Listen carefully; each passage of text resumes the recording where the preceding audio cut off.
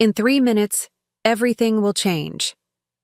That's what I told myself as I smoothed my black designer dress and adjusted the emerald necklace that Michael had given me last Christmas. 15 years of marriage culminating in this moment, our crystal anniversary dinner at Harborview Restaurant. Before we jump back in, tell us where you're tuning in from, and if this story touches you, make sure you're subscribed, because tomorrow, I've saved something extra special for you. The waterfront view of Portland sparkled through floor to ceiling. Windows, almost as brightly as the diamond bracelet on Amanda Collins's wrist. The same bracelet I'd seen charged to our joint business account last month. I wasn't supposed to be early. I was always running late. Reliable, predictable Jennifer Howard, perpetually apologizing for keeping people waiting while juggling children and a growing company. But tonight was different. Tonight, I was 20 minutes early, sitting alone, at our reserved table, watching my husband and his executive assistant arrive together, her hand resting comfortably on his arm before they spotted me. The look on Michael's face, pure, unfiltered shock followed by panic, was worth the 12 months of silent investigation, the countless nights analyzing financial records, the strategic business moves he never noticed because he was too busy building a life with someone else. "Jen, you're early," he stammered, quickly putting professional distance between himself and Amanda. But it was too late. I'd already watched them exchange a kiss in the parking lot through the restaurant's windows. I'd already intercepted his text to her, earlier. "After dinner with Jen, we'll celebrate our own anniversary, 1 year of us." "I thought we could all have dinner together," I said calmly, gesturing to the empty seats, "since Amanda is apparently such an important part of our lives." The look they exchanged would have broken me a year ago. Today, it merely confirmed what my forensic accountant had already proven. Over $300,000 of our shared assets diverted to designer gifts, weekend getaways, and a down payment on a condo I wasn't supposed to know about. "I don't understand," Michael attempted, his confident facade cracking. "Amanda was just dropping off some documents." I cut him off by sliding a folder across the table. "Like these documents?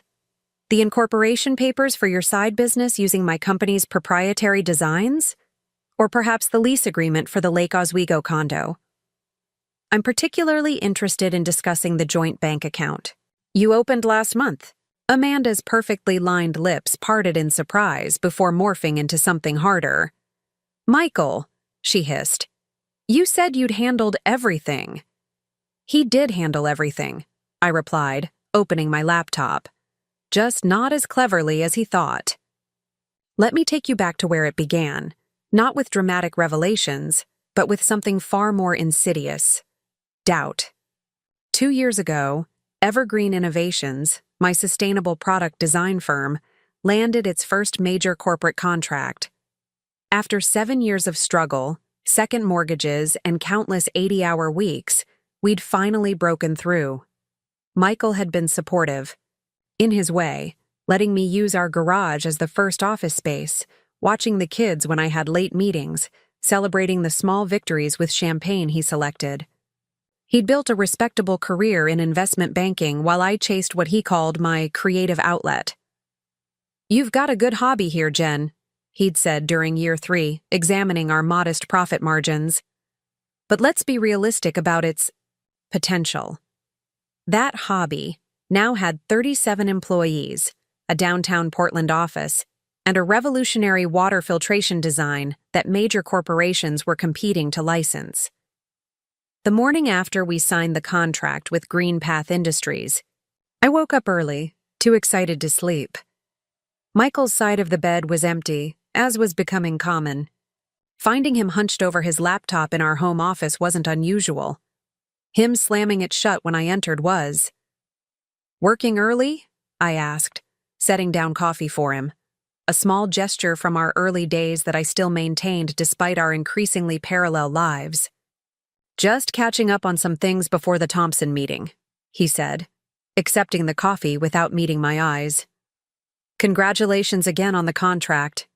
We should celebrate properly this weekend. I nodded, ignoring the unfamiliar cologne, scent that didn't match the bottle in our bathroom, pushing aside the doubt that flickered like a warning light. We'd built a life together. Our beautiful West Hills home with its view of Matt Hood. Our teenagers Tyler and Sophia with their academic achievements and sports trophies. The vacation cabin on the Oregon coast where we'd spent every summer creating memories. Michael had supported my dream in his way. I could overlook small inconsistencies, but as evergreen innovations grew, those inconsistencies multiplied. The Thompson meeting became weekly late nights.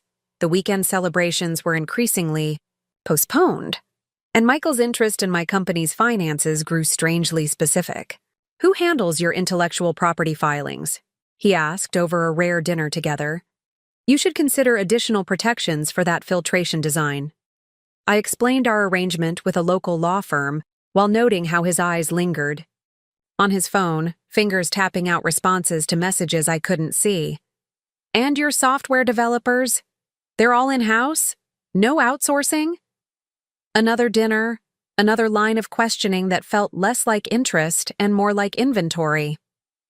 Tyler noticed it first. Our perceptive 17-year-old, so like me in his attention to detail, mentioned it as we drove to his debate tournament. "Dad's never around anymore," he observed, staring out the window. "And when he is, he's not really there, you know?" I gripped the steering wheel tighter. "He's got a big project at the bank. Things will settle down." Tyler's skeptical glance felt too adult for his teenage face. "Mom, when's the last time Dad asked about Evergreen? Like, really asked, not just that automatic, 'how was work' thing?" The question lingered uncomfortably. When had Michael stopped, listening to my stories about design challenges and employee successes? When had his perfunctory, "That's great, honey," replaced genuine interest? And why hadn't I noticed its absence until my son pointed it out? The first concrete evidence came, disguised as a banking error. While reviewing Evergreen's quarterly financials, Rachel, my executive assistant, flagged an unusual transfer. "Jen, did you authorize a consultation fee to Northwest Analytical?" she asked, placing the statement on my desk. "It's not in our vendor system, and I don't remember any contract." I stared at the $2,500 charge. The company name was vaguely familiar, but we certainly hadn't engaged them. Must be a mistake. I'll look into it.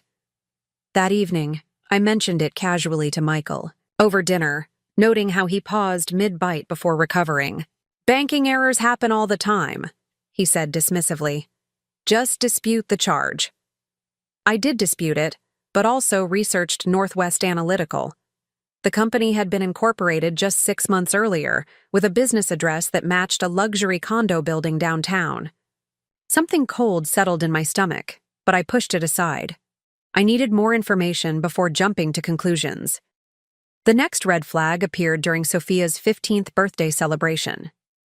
Michael received a call that pulled him away from the backyard party. Nothing unusual there. His clients often had financial emergencies. But when I brought a plate of cake to his office, intending to include him despite the interruption, I overheard his conversation. "The patent search is clean. Yes, we can move forward with the prototype. No, there's no risk of overlap. Trust me, I've verified everything personally." He ended the call abruptly when I entered, taking the cake with a distracted thanks before turning back to his computer. Patent searches weren't part of investment banking, and Michael had never shown interest in prototype development. Unless... I returned to the party, smiling for photos and singing "Happy Birthday" while my mind raced. That night, after the house, quieted, I did something I'd never done in 15 years of marriage. I searched Michael's desk. Most drawers contained what I expected: bank statements, insurance policies, our children's school records. But the locked bottom drawer, which yielded to a letter opener with surprising ease, contained something else entirely. Preliminary designs for a water filtration system remarkably similar to Evergreen's proprietary technology. My technology. The innovation I'd developed over 3 years of testing and refinement. The design that had finally put Evergreen on the map. The betrayal wasn't just personal, it was professional. Michael hadn't simply grown distant or uninterested. He was actively undermining the company I'd built. But why? And with whom? The answer came wrapped in designer perfume and Louboutin heels. Amanda Collins, the polished executive assistant Michael had hired 8 months ago. The woman he'd insisted on interviewing personally, overriding his firm's HR department. The same woman who now appeared in expense reports for business dinners that stretched late into the evening and weekend conferences in Seattle and Vancouver. I discovered their connection through social media, where Amanda had carelessly tagged locations that matched Michael's supposed business trips. A rooftop bar in Seattle when he claimed to be at a banking conference. Preparing and narrating this story took us a lot of time, so if you are enjoying it, subscribe to our channel. It means a lot to us. Now back to the story. A beachfront restaurant in Cannon Beach the weekend he told us he needed to catch up on quarterly reports. Each discovery should have devastated me. Instead, I felt something unexpected. Clarity. For the first time in years, the inconsistencies made sense. Michael's sudden interest in my company's intellectual property, the mysterious consultation fees, the late nights and weekend absences, the emotional distance that had grown so gradually. I'd hardly noticed its expansion. I had two choices: confront him immediately with incomplete evidence and risk losing everything, or gather information methodically until I understood the full scope of his betrayal. I chose the latter. "Diane, I need your absolute discretion," I told my best friend and business partner the following day, closing my office door. Diane Reynolds had been with me since Evergreen was just 2 desks in my garage. She knew the company's value better than anyone, and she knew my marriage almost as well.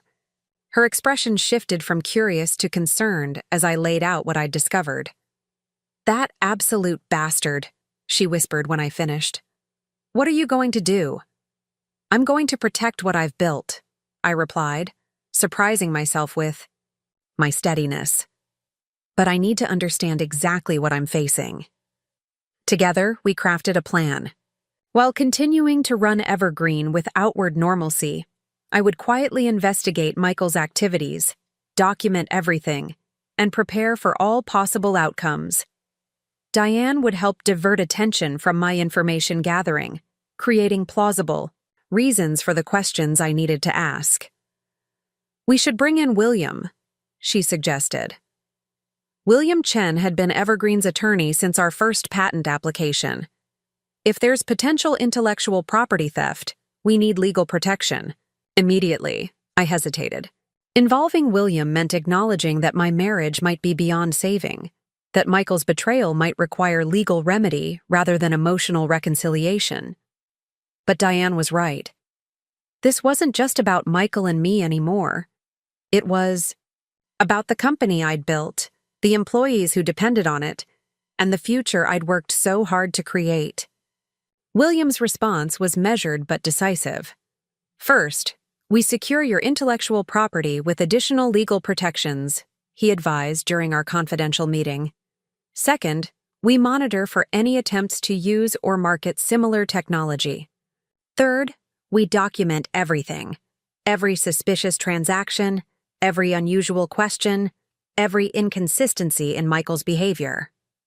"And if I find concrete evidence of theft?" I asked. William's expression was professionally neutral. "Then we discuss options for both corporate and personal protection." Over the next several months, I became a detective in my own life.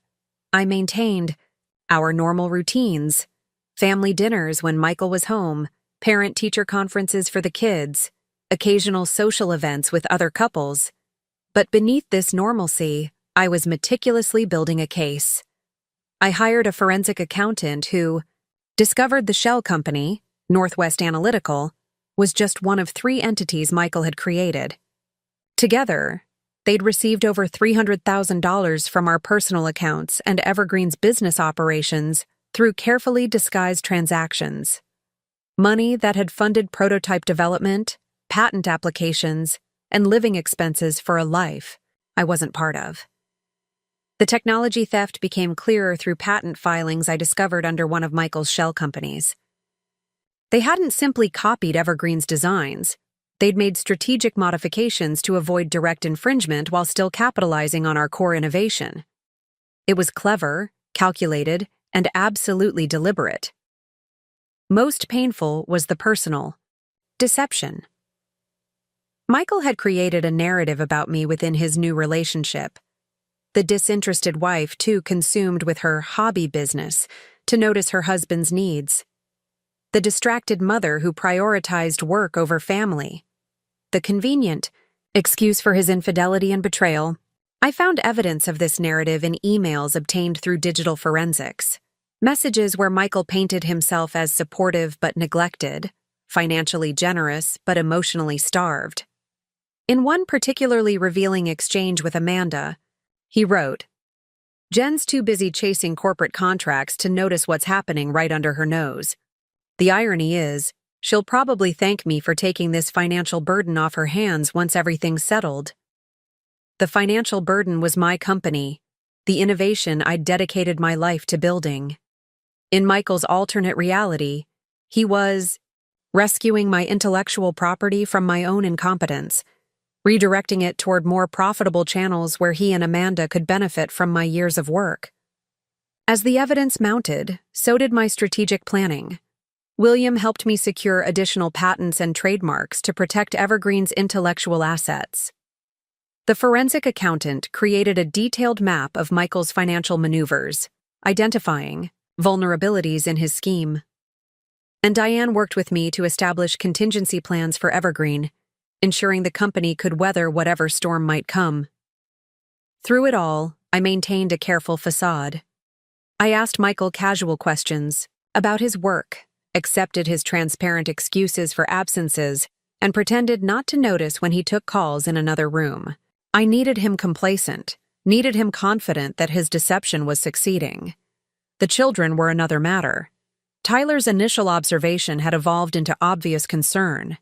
He'd stopped bringing friends home, as if embarrassed by the palpable tension. Sophia retreated into academics and her phone, avoiding family interactions whenever possible. I couldn't tell them the truth, not yet, but I couldn't let them believe they were responsible for the fracturing household either. "Your dad and I are going through some things," I acknowledged during a rare moment when Michael was working late and both kids were home. "But none of it is your fault, and we both love you more than anything." Tyler's skeptical expression matched his tone. "Is that why he missed my debate finals? Because he loves me so much?" "He's dealing with work pressures," I replied automatically, the excuse worn thin from repetition. "He doesn't miss Amanda's birthday parties," Sophia muttered, scrolling through her phone. At my startled look, she elaborated, "It's all over her Instagram. Dad's there in the background of like half her posts from last month." Ice flooded my veins. "Show me." Sophia pulled up several photos, social gatherings where Michael lurked in the background, business events where they stood suspiciously, clothes, restaurant check-ins that matched nights he'd claimed to be working late. Nothing explicitly incriminating, but the pattern was unmistakable to anyone looking for it. "Does everyone know?" I asked, my voice steadier than I felt.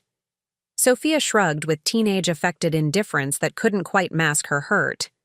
"Katie, Morgan's mom asked me about it at soccer practice. Said it was such a shame with fake sympathy voice." The humiliation burned, not just for me, but for my children, forced to navigate social fallout from their father's choices. The careful investigation I'd been conducting suddenly felt too slow, too methodical. I wanted to confront Michael immediately, to end the charade that was causing my children pain. But William's voice echoed in my mind. Emotional reactions rarely yield optimal outcomes. Strategic patience almost always does. I reminded myself that this wasn't just about exposing a cheating husband. It was about protecting a business, securing intellectual property, and ensuring financial stability for myself and my children. I needed to follow the plan.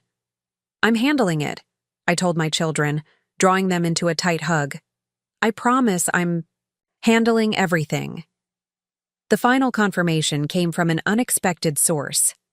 Catherine Grant, wife of Michael's business partner Thomas, cornered me at a charity auction with wine-loosened inhibitions and misplaced compassion. "Jennifer, I've wanted to say something for months," she began, her expensive perfume not quite masking the scent of Chardonnay. "Thomas thinks I should stay out of it, but if it were me, I'd want to know." My heart raced, but I kept my expression neutral. "Know what, Catherine?" "About Michael and that assistant," she whispered, glancing around the crowded ballroom. "The condo in Lake Oswego. The business they're starting together. It's not right what he's doing to you." I took a deliberate sip of my sparkling water. "I appreciate your concern, Catherine. Truly." She blinked, confused by my calm response. "You're not upset?" "Information is never the enemy," I replied. "What people do with it determines its value." Catherine retreated in confusion, no doubt expecting tears or confrontation. Instead, she'd given me the final piece I needed: external confirmation of the Lake Oswego condo I'd already discovered through financial records. A property purchased through one of Michael's shell companies, furnished with items charged to our joint credit card, and apparently common knowledge among his business associates. That night, I compiled everything I'd gathered over months of investigation. Financial records showing the diverted funds, patent applications that mirrored Evergreen's technology, emails discussing plans to launch a competing company, social media evidence of the ongoing relationship, and statements from people like Catherine who could testify to what they'd witnessed. The folder was comprehensive, methodical, and damning. All that remained was to determine the time and place for its revelation. Our crystal anniversary provided the perfect opportunity. 15 years of marriage traditionally celebrated with crystal, clear, fragile, and easily shattered. Michael had suggested the Harborview restaurant weeks earlier, seemingly forgetting that he'd taken Amanda to the same location for her birthday celebration, documented in her Instagram posts that Sophia had shown me. "The most important milestone yet," he'd called it, in a rare moment of attentiveness. "We should celebrate properly." I agreed with more enthusiasm than I'd shown in months, watching as relief flooded his features. He believed I remained oblivious, that his performance of the devoted husband for one evening would reset any doubts I might harbor. His confidence made him careless, scheduling dinner with Amanda immediately after our celebration, coordinating their stories through texts he no longer bothered to hide, believing I would never arrive early because I never had before. Which brings us back to that crystal anniversary dinner, with Michael standing frozen beside his mistress, staring at the folder I'd placed before him, and Amanda Collins hissing accusations about promises unkept. "I don't understand," he repeated, desperation creeping into his voice. "This was supposed to be our anniversary dinner." "It still is," I replied calmly. "Just not the celebration you expected." I could have confronted Michael immediately, thrown accusations and evidence in a public meltdown that would have satisfied some primitive need for emotional catharsis. But vengeance wasn't my goal. Protection was. "Please sit down," I told them both, gesturing to the chairs across from me. "The reservation's for 3. I took the liberty of adjusting it this morning." Amanda started to back away. "I should go. This is between you two." "Actually, it's between the 3 of us," I corrected her, opening my laptop. "Since you're an integral part of Northwest Analytical, Clearwater Solutions, and Portland Environmental Technologies, all companies built with my intellectual property and funded with my company's resources." The color drained from Michael's face as I turned the screen toward them, displaying a flowchart of their corporate structure created by the forensic accountant. Every shell company, every financial transaction, every connection meticulously documented. "That's not," Michael began, but Amanda cut him off. Lawyer, she snapped at him. We need to call James right now. I nodded appreciatively. Good. Instinct, Amanda. Legal counsel would be appropriate given the circumstances. I've already consulted mine. I slid business cards across the table. William Chen will be handling the intellectual property claims. Rebecca Matthews is managing the divorce proceedings. And the Portland Police Department has an open file regarding the financial fraud. The detective's contact information is there as well. Michael stared at the business cards as if they might explode. Police? Jen, you're overreacting. This is just a misunderstanding. A $300,000 misunderstanding? I interrupted, my voice still unnervingly calm. Or perhaps you're referring to the patent applications that mysteriously mirror Evergreen's proprietary technology. Maybe the misunderstanding. Is the condo lease listing both of you as occupants, paid for with our joint funds? Amanda's composure cracked first. You said she didn't know anything, she accused Michael. You promised me she was clueless. She was, he muttered, then caught himself. I mean, there's nothing to know. Jennifer, you're making connections. That don't exist. I turned to Amanda.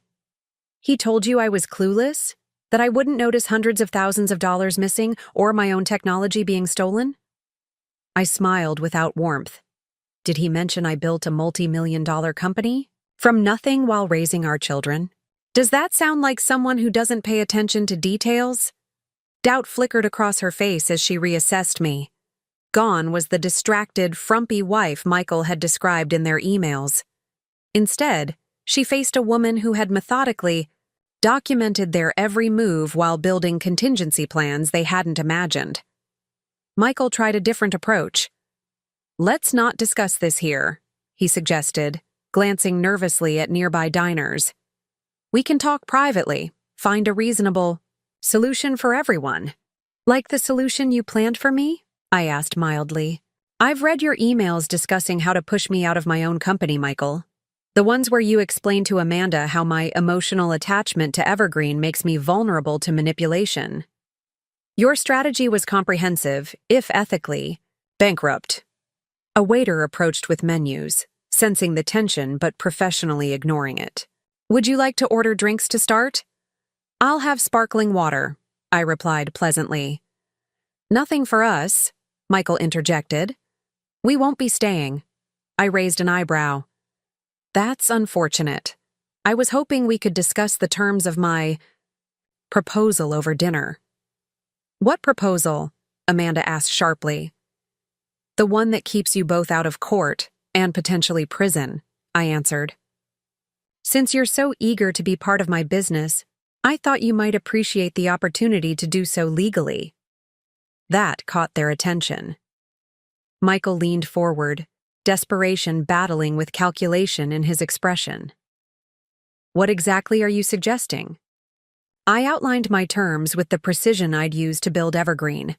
Full financial restitution of all diverted funds, signed agreements transferring any competing patents or technologies back to my company, Michael's resignation from Northwest, financial to eliminate ongoing conflicts of interest, and a divorce settlement that acknowledged his attempted theft. In exchange, I concluded, I won't press charges for intellectual property theft or financial fraud. You'll retain your professional reputation, if not your integrity. And you can continue whatever personal arrangement you've established without my involvement. Amanda studied me suspiciously. Why would you offer this instead of destroying him? You have enough evidence. Because revenge is inefficient, I replied truthfully. It consumes resources better invested elsewhere. I've built something valuable once. I won't waste time destroying what doesn't matter when I could be building something even better. Michael's relief was palpable and premature. We can make this work, he said eagerly. I'll transfer everything back, the money, the patents, all of it. I haven't finished, I interrupted. There's one more condition. They waited expectantly. You both attend a family meeting tonight where we tell Tyler and Sophia the truth. Not some sanitized version where nobody's at fault, but the reality of what's happened. They deserve honesty after months of watching their family disintegrate, without explanation. Michael's face contorted. That's unreasonable. The kids don't need to know details that would only hurt them. They already know more than you realize, I told him. They've been collateral damage in your deception. The whispers at school, the questions from friends, the Instagram posts. Sophia found months ago. They've been piecing it together without our help, creating explanations that probably assign them blame they don't deserve. Amanda shifted uncomfortably. That should be between you two. I don't need to be there for a family discussion. You became part of this family's story the moment you participated in stealing from it, I replied evenly. Your presence isn't a request. It's a requirement of the agreement. Michael tried once more. Jen, be reasonable. What purpose does public humiliation serve? It's not public, it's private, within the family you've wounded, and it serves the purpose of truth, which is the foundation of everything else we'll build moving forward. I closed my laptop deliberately. Those are my terms. Accept them tonight, or I file everything with the district attorney tomorrow morning. The ultimatum hung between us, crystal clear and non-negotiable. Michael glanced at Amanda, who gave an imperceptible nod of resignation. Fine, he conceded. We'll do it your way. I signaled for the waiter. I'll have the check, please. It seems we won't be dining after all. As we gathered our things in tense silence, Michael attempted one final manipulation. I did love you, Jen. Maybe if you'd been more present in our marriage, things would have been different. I met his gaze directly. I was building a life while you were plotting to steal it. Don't confuse my focus for absence. Driving home separately, I called Diane to implement the next phase of our plan. It's happening tonight, I told her. Have William ready with the paperwork first thing tomorrow. Are you okay? She asked. Concern evident even through the car's speakers. I considered the question seriously. I'm something better than okay, I finally answered. I'm clear. Tyler and Sophia were waiting in the living room when I arrived home. Their expressions, mixture of confusion and apprehension. I'd texted them earlier, asking them to be home by 8 without explanation. What's going on? Tyler asked immediately. Are you and Dad getting divorced? The directness of his question confirmed what I'd suspected. They'd been preparing themselves for this moment for months. Your father will be here shortly, I told them. With Amanda. We're going to have an honest conversation about what's been happening and what comes next. Sophia's eyes widened. Amanda's coming here? His assistant? Yes, I replied simply. And once they arrive, all your questions will be answered. The 30 minutes we waited were among the longest of my life. I resisted the urge to preemptively explain or make excuses for what they were about to learn. They deserved the unvarnished truth, not a carefully curated version designed to protect their father's image. When Michael's car pulled into the driveway, followed by Amanda's sleek BMW, Sophia gripped my hand tightly. Whatever happens, I'm on your side, she whispered fiercely.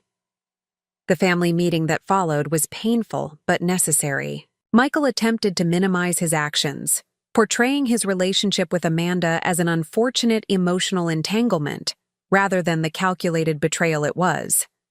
I calmly corrected each misrepresentation with documented evidence, watching, as my children's understanding of their father transformed before my eyes. Tyler's question cut through one of Michael's explanations. Did you steal from Mom's company? The direct inquiry from his son seemed to affect Michael more than anything. I'd presented at the restaurant. He stammered through a response about leveraging underutilized intellectual property and creating synergistic opportunities. That's a yes, Tyler translated flatly. Amanda remained largely silent, her discomfort evident as she witnessed the family consequences of their actions. When Sophia asked her directly, "Did you know he was married with kids when this started?" Amanda's affirmative response eliminated any potential sympathy. By evening's end, several truths had been established. Michael and I would divorce, he would comply with all my legal and financial terms, the children would remain primarily with me but have appropriate access to their father, and Amanda would honor my intellectual property rights moving forward. As they prepared to leave, Michael made one final attempt to salvage his image. "I know this is difficult to understand now," he told the children, "but sometimes adults grow apart. It doesn't mean I don't love you both." Tyler responded with a clarity beyond his 17 years. "Growing apart is something that happens. Stealing Mom's business and lying about it for months was something you chose." After they left, the three of us, myself and the two remarkable human beings I'd raised, sat in our living room in stunned silence. Finally, Sophia asked the question that mattered most. "What happens to us now? To Evergreen? To everything?" I told them the truth. We rebuild. We take what's valuable, our relationship, the company, the life we've created here, and we strengthen it. And we let go of what doesn't serve us anymore. Like Dad? Tyler's question carried more pain than his matter-of-fact tone suggested. "Your relationship with your father is yours to determine," I told him carefully. "My relationship with him has changed permanently." Those are different things, and you don't have to reconcile them. Over the coming weeks, Michael complied with each requirement of our agreement. The financial restitution, while substantial, didn't erase the betrayal, but it did provide resources for Evergreen's continued growth. The intellectual property returned to its rightful ownership, securing our competitive advantage. And the divorce proceedings, while emotionally taxing, progressed without the acrimony that might have consumed us had I chosen vengeance over strategy. Amanda disappeared from our immediate concerns, though I later learned she'd relocated to Seattle, presumably to distance herself from the consequences of their failed scheme. Michael moved into a downtown apartment, his executive position at Northwest Financial, compromised not by my disclosure, but by his own actions once his colleagues understood what he'd attempted. Throughout this period, I maintained Evergreen's operations with a focus that surprised even me.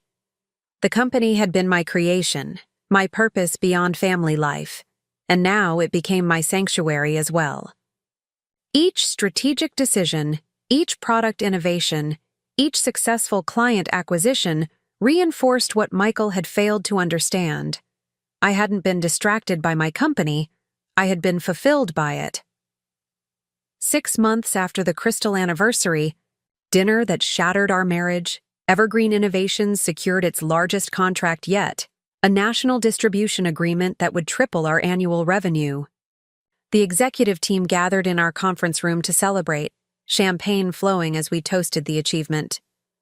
"To Jennifer Howard," Diane announced, raising her glass, "who built something extraordinary while facing extraordinary challenges." The applause from my colleagues, people who had witnessed my professional journey without knowing all the personal details, brought unexpected tears to my eyes. Not from sadness or lingering hurt, but from the profound realization that I had never been the woman Michael described in those damning emails. I hadn't been distracted or incompetent or blind. I had been focused, capable, and strategic. Qualities that served me in business and, ultimately, in protecting myself from betrayal. Later that evening, as I sat on my back deck watching the sunset paint Mount Hood in brilliant oranges and pinks, Tyler joined me with 2 glasses of lemonade. "Mom," he began, uncharacteristically hesitant, "I've been thinking about changing my college plans." I turned to him with curiosity. He'd been set on attending his father's alma mater since childhood, a path Michael had encouraged with stories of fraternity adventures and business connections. "Instead of business school," he continued, "I'm considering environmental engineering, with a focus on water systems." The significance wasn't lost on me. "Because of Evergreen?" He nodded. watching you build something that actually helps people, that solves real problems. It made me realize I want to create solutions, not just manage money. I hugged him fiercely, recognizing the gift hidden within the painful months we'd endured. My children had witnessed not just the betrayal of trust, but also the power of purpose. They'd seen what it meant to build rather than take, to create rather than scheme. As Tyler returned inside, my phone chimed with a notification. A text from Michael, our communication now limited to practical matters regarding the children or final divorce details. Heard about the distribution contract. Congratulations! You've always been capable of more than I gave you credit for. I considered responding, but ultimately set the phone aside without replying. His acknowledgement, while accurate, wasn't necessary for my journey forward. I didn't need external validation of what I already knew to be true. The empire I'd built, both. The company that bore my creative imprint and the family that carried my values, had never been defined by Michael's perception of it. And its future would be determined by my vision, not his limitations. The sky darkened to deep blue as I finished my lemonade, making mental notes for tomorrow's executive meeting. We had a company to grow, innovations to develop, and a future to build. And for the first time in longer than I could remember, that future felt limitless. The family meeting left a silence in our home that persisted for days. Tyler retreated to his room, emerging only for meals and school. Sophia oscillated between fierce protectiveness toward me and inconsolable grief over the family she thought we'd been. I moved through our house like a ghost, touching photographs that suddenly felt like artifacts from a museum exhibit about someone else's life. But beneath that silence, I was working. We need to move quickly, William advised during our morning conference call. Michael's compliance now doesn't guarantee cooperation later. The paperwork should be filed immediately. Diane nodded from her side of the video chat. I've already implemented the intellectual property safeguards. Our systems have been completely segregated from any access points Michael might have used. I rubbed my temples, fighting the headache that had become my constant companion. What about the licensing agreements that might be compromised? The ones where Michael had input on the contract language. William's expression remained professionally neutral, but I caught the flicker of concern. We're reviewing all documents he might have influenced. So far, we've identified 3 agreements with potentially problematic clauses, subtle language that could be exploited with the right leverage. By Amanda, I supplied, connecting the dots. Her background is in contract law. She would know exactly how to insert ambiguous language that could be weaponized later. Precisely, William confirmed. We're drafting amendments to close those loopholes, approaching each client with legitimate business reasons for the updates. No need to reveal the personal complications. Personal complications, such a sanitized phrase for the implosion of my marriage and the attempted theft of my life's work. I almost laughed at the corporate euphemism, but exhaustion won out. What about the financial recovery? I asked instead. Diane referenced her notes. The forensic accountant has traced most of the diverted funds. Michael has returned approximately 60% so far, with a signed agreement for the remainder. We've implemented additional financial controls to prevent any similar vulnerabilities in the future. I nodded, making my own notes in the leather-bound planner that had become my lifeline. Organization had always been my strength, but now it felt like the only thing keeping me from drowning in the chaos Michael had created. And the children? William asked gently, shifting from corporate counsel to family friend. The question hit harder than I expected. I'd been so focused on securing Evergreen's future that I hadn't fully processed how Tyler and Sophia were coping beyond their initial reactions. I hesitated, searching for the right word. Processing. Tyler has always been quieter, more internal. Sophia wears everything on her sleeve, but they're both wounded in ways I'm not sure how to address. Diane's expression softened. Have you considered family therapy? Not with Michael, just for the three of you? I hadn't, too caught up in the immediate priorities of legal protection and business continuity. But Diane's suggestion resonated.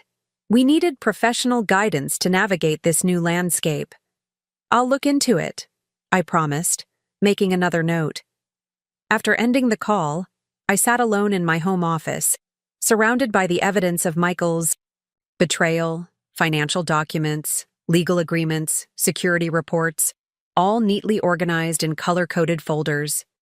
The methodical documentation that had saved my company now felt like an anchor dragging me into darker emotional waters. I needed air. Grabbing my keys, I drove without destination, eventually finding myself at Forest Park. The familiar trails had been our family's weekend ritual during the early years, before Michael's banking career demanded weekend networking, and the children's activities filled our schedules. I hadn't visited in months, maybe years. The damp Pacific Northwest air filled my lungs as I walked, fallen leaves cushioning each step. The physical movement loosened something tight in my chest, creating space for thoughts I'd been suppressing beneath tactical planning. I was angry, not just at Michael's betrayal, but at myself for not recognizing it sooner. The signs had been there: his diminishing interest in my company except for specific technical aspects, his defensiveness when questioned about late nights, his subtle criticisms that gradually eroded my confidence. I'd attributed these changes to normal marital evolution, to the stresses of raising teenagers and managing dual careers. But that rationalization crumbled beneath the weight of evidence. Michael hadn't grown distant because of external pressures. He'd created distance deliberately to facilitate his deception. Each late-night client meeting had been carefully planned, each business trip meticulously orchestrated. The emotional withdrawal hadn't been an unfortunate side effect of a busy life, it had been strategic. Rain began falling, gentle at first, then heavier, matching the tears I finally allowed myself. Alone on the forest trail, I surrendered to grief.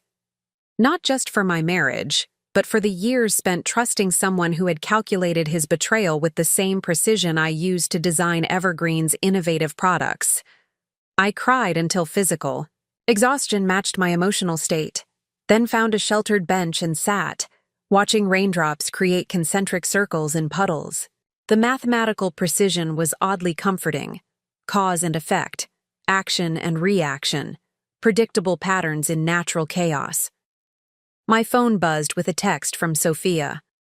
"Where are you? Tyler and I are worried." I hadn't realized how much time had passed. "Forest Park," I replied. "Needed some air, heading home soon." "Wait," she texted back immediately. "We'll come to you, Tyler's driving." 20 minutes later, my children found me still sitting on the rain-soaked bench. Without words, they settled beside me, Sophia linking her arm through mine while Tyler offered a thermos of hot coffee he'd brought. "We used to come here all the time," Sophia observed, looking around at the mist-shrouded trees. "Remember when Tyler got poison oak because Dad said that vine was definitely safe to touch?" A small laugh escaped me at the memory. "He scratched for weeks." "Worth it," Tyler said with the hint of a smile. "Dad had to take me for ice cream every day as an apology." The mention of Michael created a momentary tension that Sophia broke with her characteristic directness. "We've been talking," she began, glancing at her brother for confirmation. "About everything, about what happens next." I braced myself, uncertain what conclusions they'd reached. "And? We want to stay with you," Tyler stated firmly. "Full time. We'll visit Dad because we should, but home is with you." Relief flooded me. I'd been prepared to honor whatever arrangement they preferred, even if it meant equal time with Michael. But their choice eased an anxiety I hadn't fully acknowledged. "We also think you should keep the house," Sophia added. "He doesn't deserve it after what he did." "These decisions aren't yours to make," I reminded them gently. "The legal process will determine—" "Mom," Tyler interrupted, uncharacteristically assertive. We're not kids anymore. We're old enough to have opinions about where we live and who we trust. The maturity in his voice struck me. When had my cautious, quiet son developed such clarity? Perhaps the same crucible that was breaking me down was forging something stronger in my children. Diane sent us pamphlets about a family therapist, Sophia admitted. We already called and made an appointment for next week, all three of us. I stared at her in surprise. You did what? We figured you were handling everything else, Tyler explained with a shrug. So we could handle this part? My children's initiative both humbled and heartened me. While I'd been focusing on securing our financial and legal future, they'd been addressing our emotional one. They weren't passive victims of Michael's betrayal. They were active participants in our family's recovery. Well, I said, fighting a fresh wave of tears, thank you for taking that initiative. Sophia squeezed my arm. We got your back, Mom, always. We sat together as the rain eased. 3 people at the beginning of a journey none of us had chosen, but all were determined to navigate with grace. The path forward remained uncertain, but for the first time since discovering Michael's betrayal, I felt something approaching hope. That feeling carried me through the following weeks as our new reality took shape. The initial divorce filing proceeded without Michael's contestation, a small mercy given the overwhelming evidence I'd compiled. His legal compliance, however, didn't extend to emotional accountability. In conversations with the children, he continued minimizing his actions and subtly shifting blame. Your mother was always more committed to Evergreen than to our family, he told them during their first weekend visit to his new apartment. I made mistakes, but I felt lonely for years before Amanda. Sophia reported this comment during our second family therapy session with Dr. Elena Rivera, a compassionate woman with an uncanny ability to create safe spaces for difficult truths. And how did that make you feel? Dr. Rivera asked her. Sophia twisted her friendship bracelet, a nervous habit since childhood. Angry and confused. Because Mom worked a lot, but she never missed my dance recitals or Tyler's debates. She was always there for the important stuff. Yeah, Tyler agreed. Dad's the one who started skipping things. Remember when he couldn't come to my science fair because of a client emergency? Now I wonder if that was even true.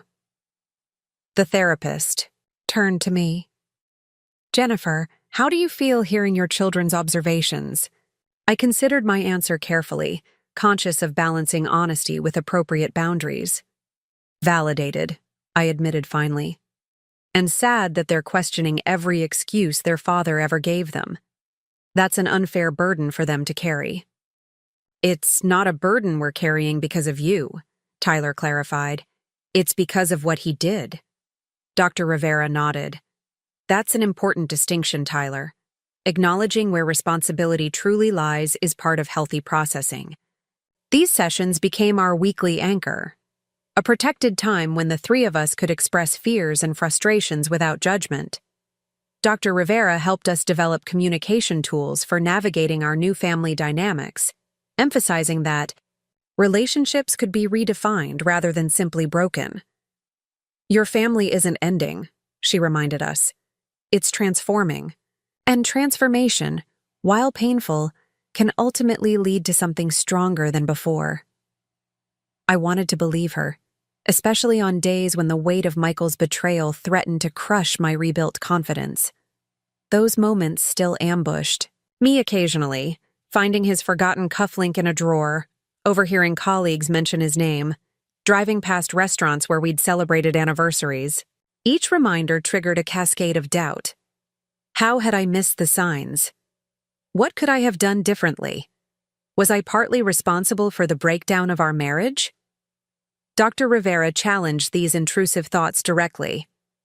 You're applying retrospective knowledge to past situations, she explained. You couldn't have acted on information you didn't have. And more importantly, Michael's choices were his responsibility, not yours. Intellectually, I understood this reasoning. Emotionally, acceptance came more slowly, in fragmented moments, of clarity that gradually accumulated into a new perspective. One such moment occurred during a quarterly business review with Evergreen's leadership team. We were discussing the water filtration technology that Michael had attempted to steal, the innovation that had triggered his betrayal. "The patent applications are secure," our IP specialist confirmed, "but the real value isn't in the current design. It's in Jennifer's vision for its evolution." "Exactly," agreed our head of R&D. "The filtration system itself is impressive, but Jennifer's integration concept is what makes it revolutionary. That's something that couldn't be stolen because it exists primarily in her mind." Their observations highlighted a truth I hadn't fully appreciated. While Michael could duplicate documents and designs, he couldn't replicate the creative insight that generated them. He had attempted to steal the products of my imagination without understanding the imagination itself was the true asset. That realization liberating. My value wasn't contained in the intellectual property Michael coveted, but in the ongoing capacity to innovate that remained uniquely mine. He could take snapshots of my creation process, but not the process itself. This perspective shifted my approach to rebuilding. Instead of focusing solely on protecting what I'd already created, I redirected energy toward new innovations, the next generation of sustainable solutions that would establish Evergreen's market leadership for years to come. "I want to accelerate development on the commercial applications," I announced during our next executive meeting. "The residential market is secure, but there's untapped potential in municipal systems." Diane raised an eyebrow. "That's a significant pivot. The municipal sector has longer sales cycles and more regulatory hurdles." "And higher impact potential," I countered. "Our technology could provide clean water solutions for communities currently underserved by existing infrastructure. The social impact aligns with our mission, and the commercial opportunity is substantial." The team exchanged glances, likely wondering if this ambitious proposal represented genuine strategic thinking or a reaction to recent personal trauma. I couldn't blame their skepticism. I'd questioned my own decision-making capacity during the darkest days following Michael's betrayal. "I understand your concerns," I acknowledged. "And yes, my perspective has evolved recently, but not in the way you might fear. I've realized we've been thinking too conservatively, limiting our vision to what seemed immediately achievable. I'm proposing we think bigger, not from desperation, but from confidence in what we've already proven we can accomplish." Diane studied me for a long moment before breaking into a slow smile. "Well, I'll be damned. You're not running from something. You're running toward something." "Exactly," I confirmed, relief washing through me as my closest ally recognized the distinction. "Now who's with me?" The unanimous support from my leadership team reinforced what Dr. Rivera had been trying to help me see. Betrayal had wounded me, but not diminished me. If anything, removing Michael's subtle undermining had created space for more authentic confidence to emerge. This professional momentum paralleled progress in our personal lives. Tyler and Sophia settled into routines that accommodated our new reality without being defined by it. They maintained contact with Michael through scheduled visits and phone calls, establishing boundaries that protected their emotional well-being while preserving the relationship. "It's weird," Sophia confessed one evening as we prepared dinner together, another ritual that had evolved since the separation. "I'm still mad at Dad, but I don't want to hate him forever. Is that okay?" I paused in chopping vegetables, considering her question carefully. "Of course it's okay. Your relationship with your father is separate from my relationship with him. And forgiveness doesn't mean forgetting or excusing what happened." She nodded, processing this nuance. Dr. Rivera said something similar, that forgiveness is really about freeing ourselves, not the other person. "She's very wise," I agreed, impressed by my daughter's emotional intelligence. At 15, Sophia was navigating complex emotional terrain with a maturity that humbled me.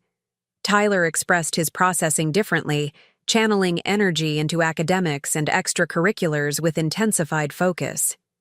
His debate team advanced to state finals, his arguments sharpened by newfound understanding of human motivation and ethical complexities. Ms. Harrington, his debate coach told me during a competition, Tyler's performance this season has been remarkable. His arguments show a depth of perspective I rarely see in students his age. I watched my son methodically dismantle his opponents' position on corporate ethical responsibility, his points structured with the same precision I applied to business strategies. He's had to grow up quickly this year, I replied, pride mingling with regret that circumstances had accelerated his maturation. Whatever the catalyst, the coach observed, he's channeling it constructively. That's a testament to his character, and yours. These external validations helped counter the lingering self-doubt that sometimes surfaced, particularly when facing Michael directly. Despite our agreement to communicate primarily through attorneys, certain situations, school events, medical decisions for the children occasionally required direct interaction. During Tyler's debate finals, we found ourselves seated in the same auditorium row, maintaining careful distance while presenting a united front of parental support. The tension between us remained palpable, charged with unspoken accusations and defenses. He's doing well, Michael observed during intermission, his attempt at normal conversation falling flat in the charged space between us. Yes, I agreed. He's remarkably resilient. Michael hesitated before adding, they both are. Like their mother. The compliment, if that's what it was, landed awkwardly. Too little, too late, and tainted by the knowledge that he'd once used my resilience against me, counting on it to sustain our family while he built a separate life with Amanda. Resilience shouldn't have been necessary, I replied quietly. They deserved stability. His expression tightened. I'm trying, Jennifer. I'm attending every therapy session the mediator recommended. I'm following all the court stipulations. What more do you want from me? The question ignited an anger I thought I'd processed. What do I want? I repeated, keeping my voice low despite the emotion surging through me. I wanted a husband who wouldn't steal from me while sleeping with his assistant. I wanted a father for my children who wouldn't use them as alibis for his affair. I wanted the partner I thought I married, not the manipulator you turned out to be. Michael's face flushed, his jaw clenching in the familiar way that once signaled impending argument. But instead of firing back, he exhaled slowly. I deserved that, he acknowledged. And more. I know it doesn't change anything, but I am sorry, Jennifer. Not just for getting caught, but for the choices I made. The apology surprised me, not because it was particularly eloquent or comprehensive, but because it seemed genuine. In our 15 years together, Michael had rarely admitted fault without qualification. Even his initial responses to the evidence I'd gathered had been defensive rather than contrite.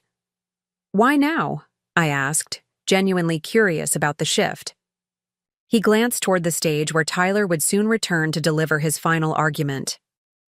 Therapy, partly, but mostly watching the kids navigate this mess I created. They're showing more integrity than I did, and it's illuminating.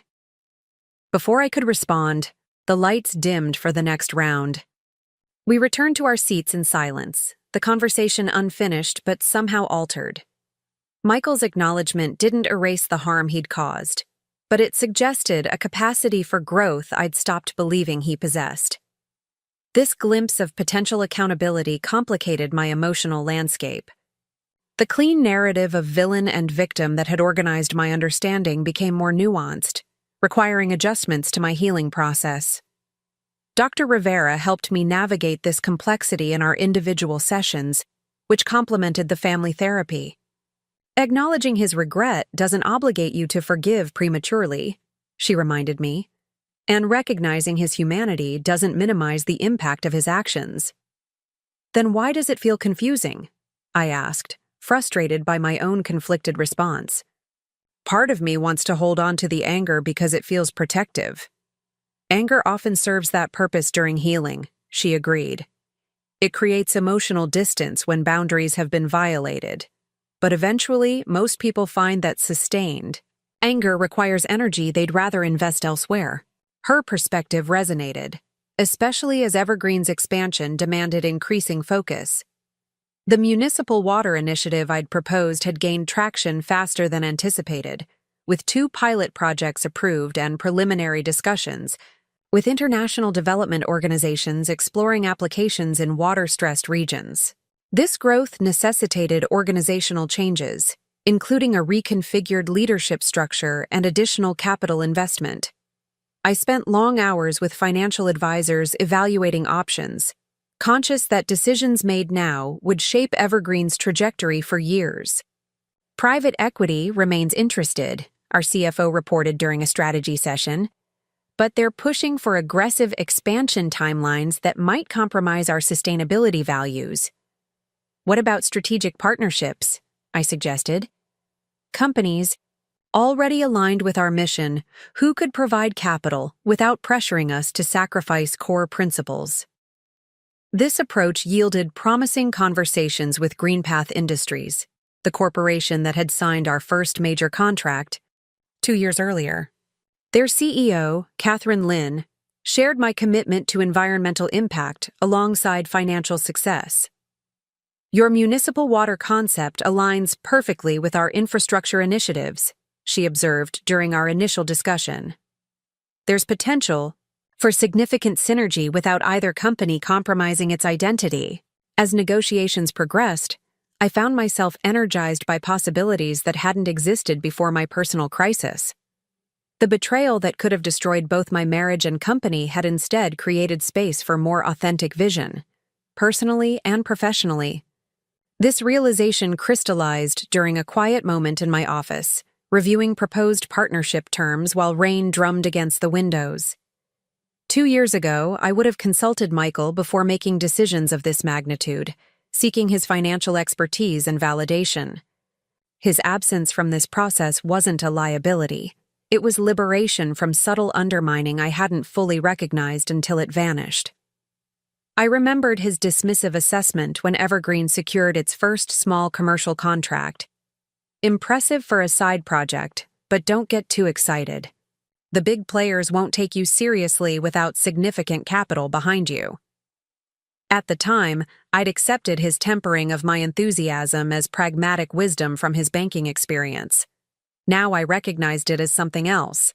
Limitation disguised as guidance, doubt masquerading as protection. Whether conscious or not, Michael had consistently framed my ambitions within boundaries he controlled, encouraging enough success to reflect well on him without threatening the dynamic where his career remained primary.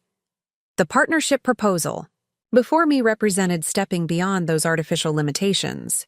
GreenPath's investment would fuel Evergreen's expansion while maintaining my controlling interest and decision-making authority. The municipal water initiative could scale globally, potentially transforming communities while establishing Evergreen as an industry leader in sustainable infrastructure. I signed the preliminary agreement with steady hands, no longer needing external validation to trust my business instincts. The confidence that had once been undermined by Michael's subtle criticisms had reconstituted itself, stronger for having been tested. This professional milestone coincided with a personal one, finalizing the divorce agreement. After months of negotiation through attorneys, Michael ultimately accepted terms that acknowledged his attempted appropriation of my intellectual property while allowing him to maintain professional dignity. "He's being surprisingly reasonable," William observed during our final review of the settlement documents. "I expected more resistance on the financial provisions." "I think he wants this chapter closed as much as I do," I replied, signing where indicated. And the evidence I gathered didn't leave much room for negotiation. With those signatures, 15 years of marriage ended officially, though the emotional conclusion had occurred months earlier.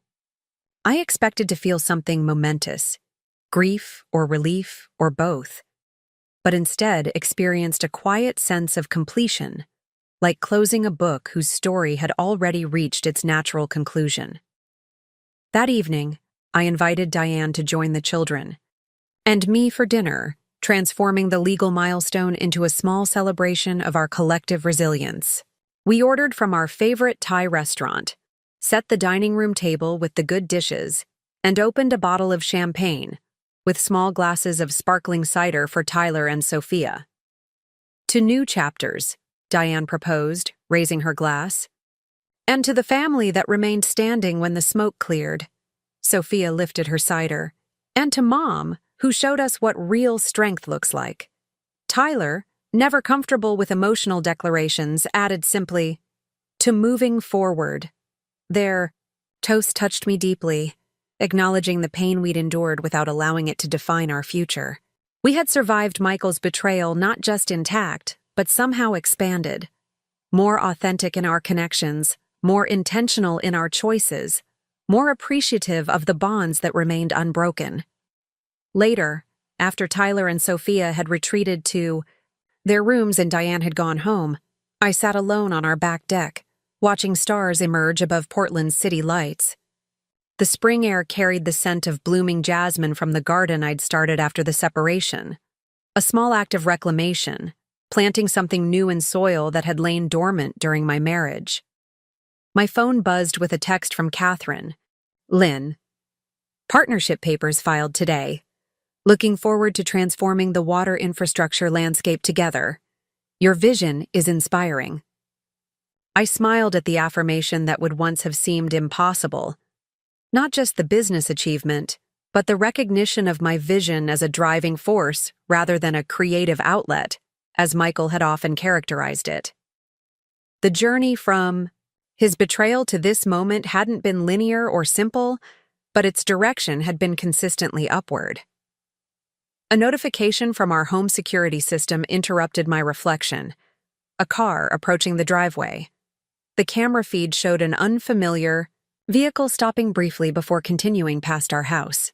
Nothing concerning, but the momentary intrusion reminded me of lessons learned through trauma, the importance of boundaries, the value of vigilance, the necessity of protecting what matters most. I'd applied those lessons in rebuilding both my personal life and evergreen innovations. The company that had once been vulnerable to Michael's manipulation was now structurally reinforced against similar threats. The family that had nearly fractured under the weight of his betrayal had reconstituted itself with stronger bonds, and I had emerged with clearer vision about my own worth and capabilities. The evening's quiet was broken by Sophia's voice from the doorway. "Can't sleep?" she asked, wrapping herself in a blanket as she joined me on the deck. "Just thinking," I replied, making room for her on the outdoor sofa. "About how much has changed this year." She leaned against my shoulder, her warmth a tangible reminder of what remained constant despite everything that had shifted. "Good changes or bad ones?" I considered her question seriously. "Both, but mostly good ones, in the long run. We've all grown in ways we might not have otherwise. That's what Dr. Rivera calls post-traumatic growth," Sophia observed. "When bad stuff happens, but you end up stronger because of it." I smiled at my daughter's casual wisdom. Exactly, though I wouldn't have chosen this particular growth catalyst. "Me neither," she agreed. "But I like who we're becoming, especially you, Mom." "Me?" I turned to study her expression. "Yeah, you're different now, more confident or something, like you don't second-guess yourself the way you used to." Her perception startled me. I hadn't realized my internal recalibration was visible to others, especially my children. I didn't know it showed. "It totally shows," she assured me. "Tyler and I were talking about it yesterday. How you used to always check with Dad before making decisions, even though you were usually right in the first place. Now you just know what you want and go for it." Her observation captured precisely what had changed, not just circumstantially, but essentially. Michael's betrayal had forced me to trust my own judgment when his proved fatally flawed. That necessity had become liberation, revealing strengths that had always existed beneath layers of accommodation and compromise. "I'm still figuring it out," I admitted. "Some days are harder than others." That's okay, Sophia replied with the simple certainty of youth. We're all figuring it out together. We sat in comfortable silence as the night deepened around us. Mother and daughter at the midpoint of a journey neither of us had chosen, but both were navigating with growing confidence. The path forward remained imperfect and occasionally uncertain, but unmistakably ours, shaped by our choices rather than Michael's betrayal. And in that moment, watching stars with my daughter while my son slept safely inside and my company expanded beyond previous imagination, I recognized the ultimate truth of this difficult chapter.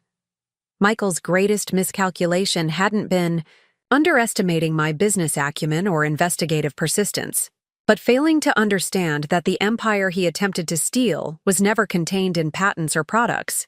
It existed in resilience, in creativity, in relationships built on authentic connection rather than manipulation, in the capacity to transform betrayal into growth and limitation into possibility.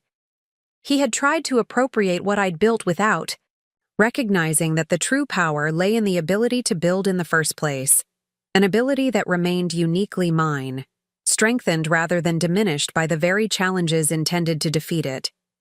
That realization wasn't just healing, it was transformative. The business empire I continued building would reflect this hard-won wisdom, not just in its structure and strategies, but in its fundamental purpose, creating solutions that expanded possibility rather than exploiting vulnerability. The personal life I was reconstructing would embody the same principles, with boundaries that protected without isolating and connections that supported without constraining.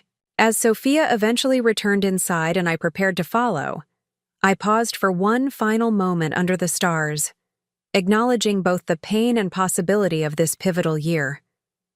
The anniversary dinner that had revealed Michael's betrayal had indeed changed everything, just not in the way he and Amanda had planned. Their demand for half of what I'd built had catalyzed a reckoning that ultimately doubled its value. Not through vengeance or retribution, but through the clarity that comes from removing what no longer serves growth. Like pruning damages branches. To strengthen the whole tree, eliminating Michael's toxic influence had created space for more authentic flourishing, personally and professionally. That growth continued unfolding, its direction determined not by what had been lost, but by what remained uncompromised. My vision, my values, and my capacity to build something meaningful from whatever materials life provided. Even the broken pieces of betrayal. The Green Path partnership transformed Evergreen from a promising regional company into a national contender almost overnight. With Catherine Lynn's backing, we secured municipal contracts in 3 major West Coast cities, each implementation serving as a showcase for our water filtration technology. Suddenly, I wasn't just running the business I'd built from my garage. I was leading a rapidly expanding enterprise with real-world impact that stretched far beyond Portland. The Sacramento implementation is exceeding efficiency projections. By 17%, Rachel reported during our quarterly review meeting. Their utility department is already asking about expanding to additional districts. Diane nodded appreciatively. And the Portland pilot has generated inquiries from 5 other municipalities. We're going to need a dedicated government relations team if this momentum continues. I studied the growth projections on my tablet, a mixture of pride and apprehension washing over me. The numbers represented validation of everything I'd fought to protect from Michael's attempted theft, but they also signaled a fundamental shift in Evergreen's scale and complexity. We were approaching an inflection point that would require significant organizational changes and force me to evolve as a leader. We need to restructure, I acknowledged, setting down my tablet. Our current management approach won't scale with this growth trajectory. The executive team exchanged glances, likely relieved I'd recognized the elephant in the room. Evergreen had operated as an extension of my vision since inception, with decision-making centralized around my direct involvement. That model had worked when we were smaller, but it had become a bottleneck to expansion. I've been thinking about this, Diane ventured. What if we organized around core functions with greater autonomy? Research and development, implementation, client services, each with dedicated leadership reporting to you? And you need a COO, added our CFO, Marcus Tanner, a recent hire from a larger environmental services firm. Someone to manage daily operations while you focus on strategic direction and external relationships. Their suggestions made practical sense, but represented another layer of separation between me and the company that had been my primary focus for so long.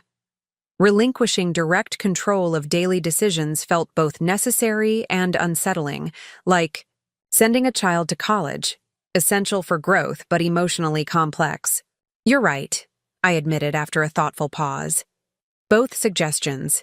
We'll implement a functional organizational structure and begin searching for a COO immediately. I turned to Diane, my longest-standing ally. Would you consider the operations role? There's no one I trust more with Evergreen's future. Surprise flashed across her face, followed by something more complicated. Hesitation mixed with ambition. I'm honored, she began carefully, but I'm not sure I'm the right fit. My strengths are in partnership development and external relations, not operational management. Her self-awareness impressed me. The Diane from our early startup days might have accepted out of loyalty, potentially struggling in a misaligned role. This more mature assessment reflected her own professional evolution. Fair point, I acknowledged. Then let's leverage those strengths properly. What about creating a Chief Partnerships Officer role focused on expanding our implementation network? Her expression brightened. That I could excel at. The meeting continued with productive discussion about restructuring options, each decision reinforcing the company's transition from founder-centered startup to maturing enterprise. By session's end, we had outlined a new organizational chart, with key positions to fill and internal candidates to develop. As the team filed out, Marcus lingered behind. Jennifer, there's something else we should discuss, he began, his tone shifting to something more personal.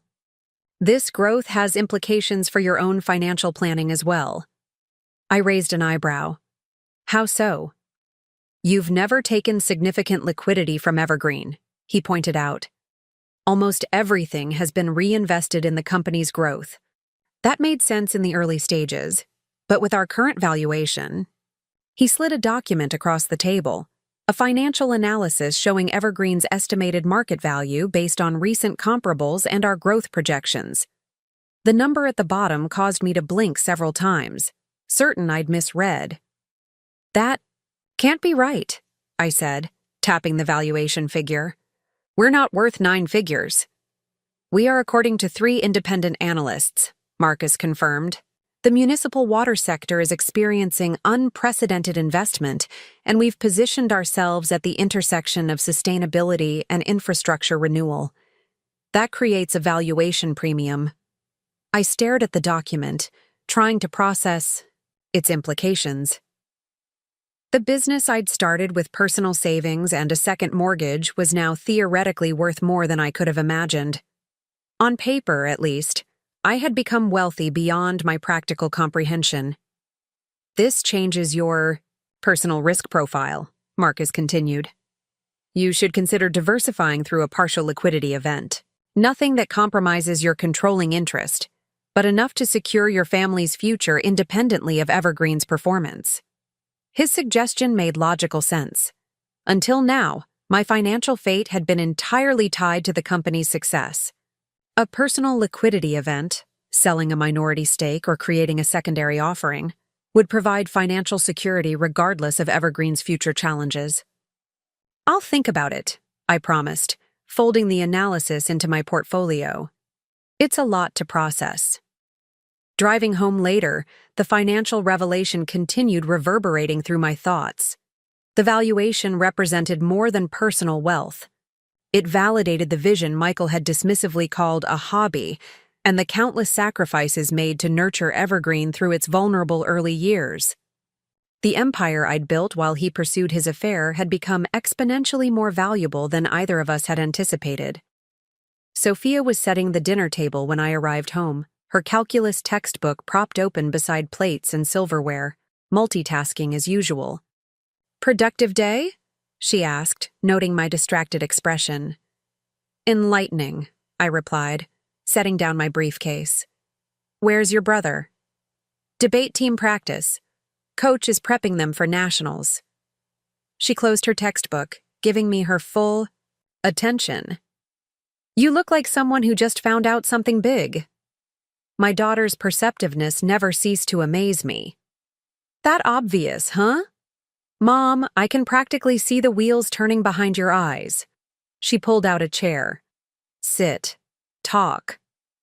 I complied, somehow unsurprised to find myself sharing significant business developments with my 15-year-old. "Evergreen is worth a lot more than I realized," I explained, simplifying the financial complexities.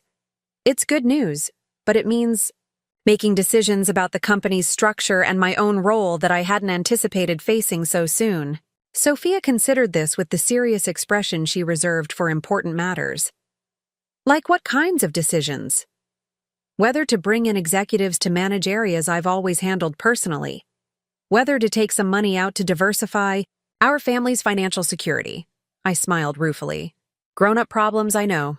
Not kid problems, but not bad problems either," she observed pragmatically.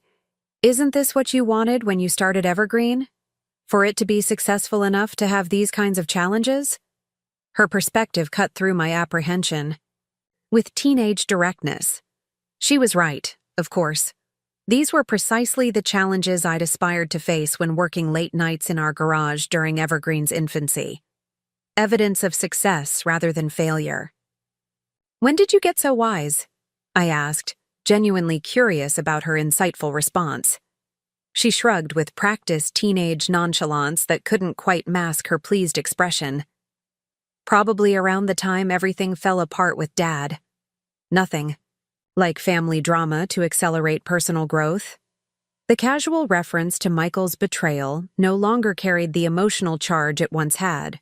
Over the months since the confrontation at Harborview Restaurant, we'd developed a new vocabulary for discussing those events, neither minimizing their impact nor allowing them to dominate our present. "Speaking of your father," I began carefully, "he called earlier about changing this weekend's schedule. He has a work conference and was hoping you and Tyler could visit next weekend instead." I watched for her reaction, still vigilant for signs of emotional distress despite the healing progress we'd made through therapy. Sophia merely rolled her eyes. Classic Dad, changing plans last minute. She sighed with the world-weary attitude that only teenagers can truly perfect. "Whatever. Works better for me anyway. Emma's having a birthday sleepover Saturday." Her easy adaptation to schedule changes represented significant emotional growth from the fragile, angry girl who had initially struggled with Michael's diminished reliability.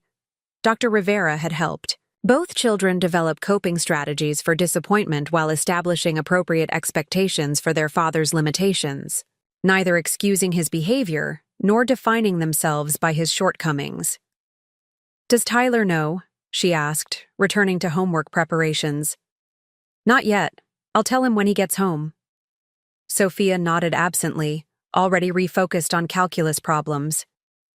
The domestic normalcy of the moment struck me suddenly. How we'd reconstructed ordinary life from extraordinary disruption, finding new patterns that accommodated our changed reality without being defined by trauma.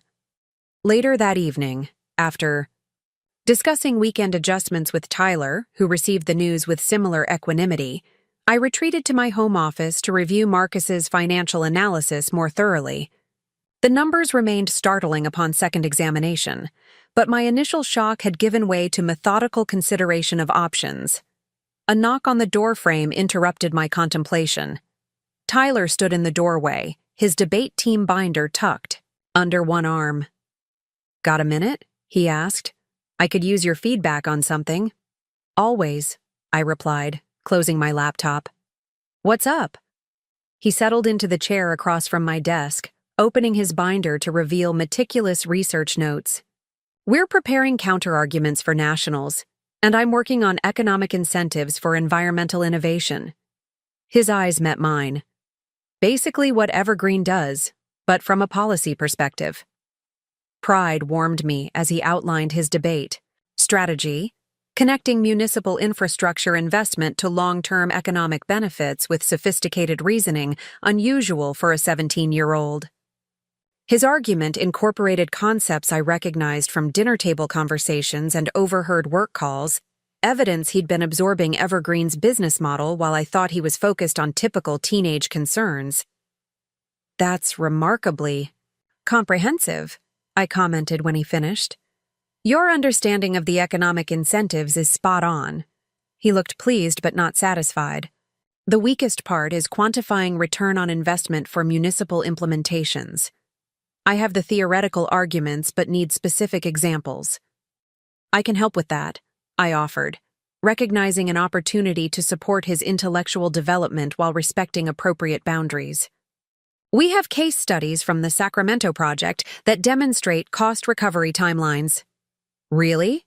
His expression brightened. "That would be perfect."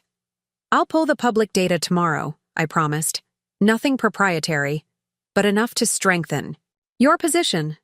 He nodded, clearly energized by this practical resource. "Thanks, Mom." As he gathered his materials, another question formed. "Tyler, did you choose this debate topic because of Evergreen?" He paused, considering. "Partly," he admitted, "but also because I think it's important. Clean water infrastructure doesn't get enough attention unless there's a crisis, but it affects everything: public health, economic development, environmental protection." His earnest passion reminded me powerfully of my own motivations for founding Evergreen, the belief that practical innovation could address fundamental human needs while creating sustainable business models.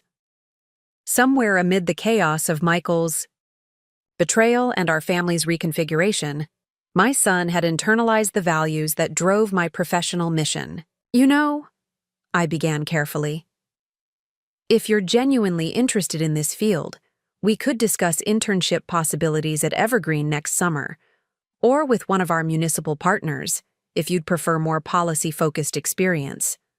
His expression shifted from surprise to consideration. "You wouldn't mind me working at your company?" "Mind? I'd be honored," I replied truthfully. "But only if it aligns with your interests, not because you feel any obligation." "I'd like that," he said after a thoughtful pause. "Maybe rotating through different departments to see where I might fit best." The conversation continued, evolving naturally into broader discussion of his college applications and career aspirations. Unlike earlier talks that had centered on following Michael's financial sector path, Tyler now articulated more diverse possibilities: environmental engineering, public policy, sustainable business models. His horizons had expanded beyond emulating his father's narrower definition of success. After he left, I returned to Marcus's financial analysis with renewed perspective. The valuation represented more than personal wealth or business validation. It embodied potential legacy, not just financial security for my children, but meaningful work aligned with values they were independently embracing. This realization informed my approach to Evergreen's restructuring and my own role within it. Over the following weeks, I worked with the executive team to implement our new organizational design, recruiting experienced leaders for key positions while promoting internal talent where appropriate. The transition wasn't seamless. Some long-time employees struggled with reduced access to direct decision-making, while others thrived with clearer accountability and expanded authority. Throughout this evolution, I focused on institutionalizing the values and vision that had guided Evergreen from inception. If the company was to grow beyond my personal capacity to manage every aspect, its cultural foundation needed to be robust enough to sustain that expansion without dilution. "Culture isn't just what we say we believe," I reminded the leadership team during a strategic planning retreat. "It's what we consistently demonstrate through decisions, especially difficult ones. Our municipal water focus isn't merely a market strategy. It's an expression of our belief that sustainable innovation should benefit communities most in need of infrastructure improvement." This clarity of purpose attracted talent aligned with our mission. The most significant addition was Dr. Layla Patel, a renowned hydrologist who left a prestigious academic position to join Evergreen as Chief Technology Officer. Her arrival accelerated our innovation pipeline while enhancing our credibility with scientific and regulatory communities. Your integration of environmental sustainability with practical implementation is unique, she explained during her orientation. Most companies emphasize one at the expense of the other. That balanced approach is what convinced me to leave academia. Dr. Patel's perspective validated the instincts I'd followed while building Evergreen's product strategy, often against Michael's more conventional profit-centered advice. His financial training had emphasized maximizing short-term returns, while my approach prioritized sustainable impact alongside commercial viability, a balance that now differentiated us in an increasingly competitive market. The irony wasn't lost on me. The very business philosophy Michael had criticized as idealistic was precisely what had created Evergreen's significant valuation and attracted partners like Catherine Lin and experts like Dr. Patel. His attempted theft had targeted the products of my innovation without understanding the values and vision that generated them, the true source of Evergreen's worth. This understanding informed my decision regarding personal financial diversification. After thorough consultation with independent advisors, I opted for a structured approach that balanced current liquidity with long-term growth potential. Rather than selling a significant equity stake, I created a personal liquidity plan through targeted distributions that maintained my controlling interest while establishing financial security, independent of Evergreen's future performance. This approach aligns your personal financial stability with Evergreen's continued success, my financial advisor confirmed. You're reducing concentration risk without compromising your leadership position or the company's strategic direction. The resulting financial security created space for considerations beyond immediate survival needs. For the first time since discovering Michael's betrayal, I could contemplate long-term plans without constraint, including personal aspirations beyond Evergreen's growth. "What do you want for yourself?" Dr. Rivera asked during one of our individual therapy sessions, now scheduled monthly rather than weekly, as my healing progressed. "Not for the company or the children, but for Jennifer specifically?" The question caught me off guard. I'd become so accustomed to defining myself through responsibilities to others, mother to Tyler and Sophia, leader to Evergreen's employees, provider for our household, that my personal desires remained largely unexplored. "I'm not sure," I admitted after a lengthy pause. "I haven't thought about it in those terms for a long time." "Perhaps it's time to start," she suggested. "The crisis phase has passed. Your children are thriving, your company is secure, and you've established financial independence. Those achievements create space for personal rediscovery." Her observation resonated with uncomfortable accuracy. I had defined recovery primarily through restoring what Michael's betrayal had threatened: family, stability, business continuity, financial security. Having largely accomplished those objectives, I faced the more nuanced challenge of defining what came next for me as an individual. This question lingered as I navigated Evergreen's continued expansion and my evolving relationship with Michael. Our interactions had settled into a restrained civility centered around co-parenting responsibilities, with occasional awkward encounters at school events or during custody transitions. The white-hot anger that had initially fueled my strategic response to his betrayal had cooled, replaced by something more complex. Not forgiveness exactly, but a diminished emotional investment in his choices and their meaning for my self-worth. This emotional distance was tested when Michael announced his engagement to Amanda during a routine co-parenting conversation. The news shouldn't have surprised me. They had continued their relationship after our confrontation, eventually moving in together officially once our divorce was finalized. Still, the formal acknowledgement of their commitment triggered unexpected feelings not easily categorized as jealousy or resentment, but rather a complex mixture of closure and lingering disappointment.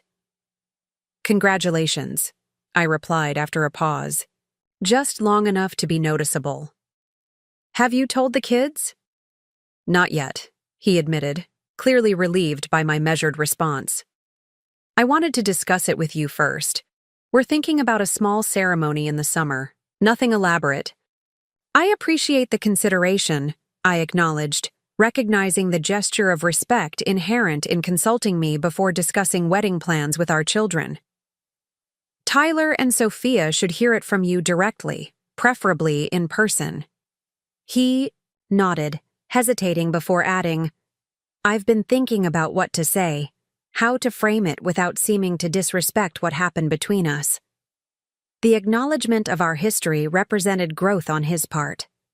The Michael who had orchestrated his elaborate betrayal would have prioritized his narrative convenience over emotional honesty with our children. "Just be straightforward," I advised. "They've processed a lot over the past year. Honesty about your choices now is the best way to rebuild trust with them." He studied me with newfound respect. "You've handled everything with remarkable grace, Jennifer. I don't know that I could have done the same in your position." The compliment landed, awkwardly between us, neither fully accepted nor rejected. "It wasn't about grace," I clarified. "It was about priorities. The children needed stability more than I needed vengeance." We parted with renewed understanding of the parameters of our post-marriage relationship: civil, focused on shared parenting, responsibilities, but fundamentally altered by the choices that had led to our division. His engagement announcement closed a chapter that had technically ended with our divorce, but emotionally remained partially unresolved until this moment.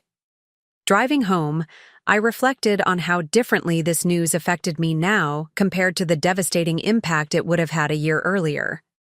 The relationship that had once represented ultimate betrayal had been recontextualized through healing and growth, diminished in its power to define my self-perception or happiness. Tyler and Sophia received Michael's engagement announcement, with measured responses that reflected their individual processing styles. Tyler's reaction was characteristically pragmatic, more concerned with practical implications for custody arrangements than emotional symbolism. Sophia expressed more complicated feelings, her initial anger eventually giving way to cautious acceptance.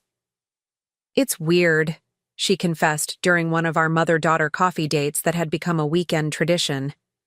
"Part of me is still mad about how everything happened, but another part just wants him to be happy so he can be a better dad to us." "That's a remarkably mature perspective," I observed, impressed by her emotional intelligence. She stirred her latte thoughtfully. "Dr. Rivera says holding on to anger only hurts me, not him. I'm trying to practice that mindset, even though it's hard sometimes." "For all of us," I agreed, recognizing my own ongoing work to release residuals, resentment that occasionally surfaced during difficult moments. "How are you feeling about it?" she asked, studying me with unsettling perceptiveness. "Really feeling, not just the 'I'm fine' answer?" I considered her question carefully, respecting her emotional maturity while maintaining appropriate parental boundaries. "Mostly at peace," I answered truthfully. "What happened between your father and me is finished. His new relationship is part of his life journey, not mine." She nodded, seemingly satisfied with my response. "That's basically how I want to feel about it eventually." "You'll get there," I assured her. "Processing these feelings isn't linear. Some days are easier than others, but the general trajectory moves toward acceptance." Our conversation shifted to school concerns and summer plans, the engagement, news already receding in emotional significance, a milestone noted rather than a crisis navigated. This normalization represented tremendous progress for both of us, transforming what might have been another traumatic disruption into merely an expected life development.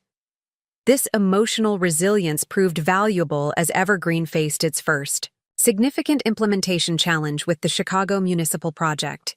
Unexpected geological conditions complicated our filtration system installation, requiring substantial engineering modifications and threatening both timeline and budget parameters.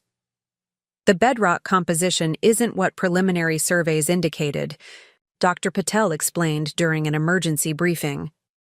We're encountering significantly higher mineral content that affects filtration performance. We need to redesign portions of the intake system. The project manager's expression reflected appropriate concern. That modification will add at least 6 weeks to the timeline and approximately $800,000 to the budget. The contract penalties for delay could be substantial. The situation represented exactly the type of crisis that would have previously required my direct intervention and consumed my complete attention. Now, with our restructured organization, I found myself in a different role, providing strategic guidance rather than tactical direction. What options has the engineering team identified? I asked, maintaining focus on solutions rather than recriminations. Dr. Patel outlined 3 potential approaches, each with different implications for timeline, cost, and system performance.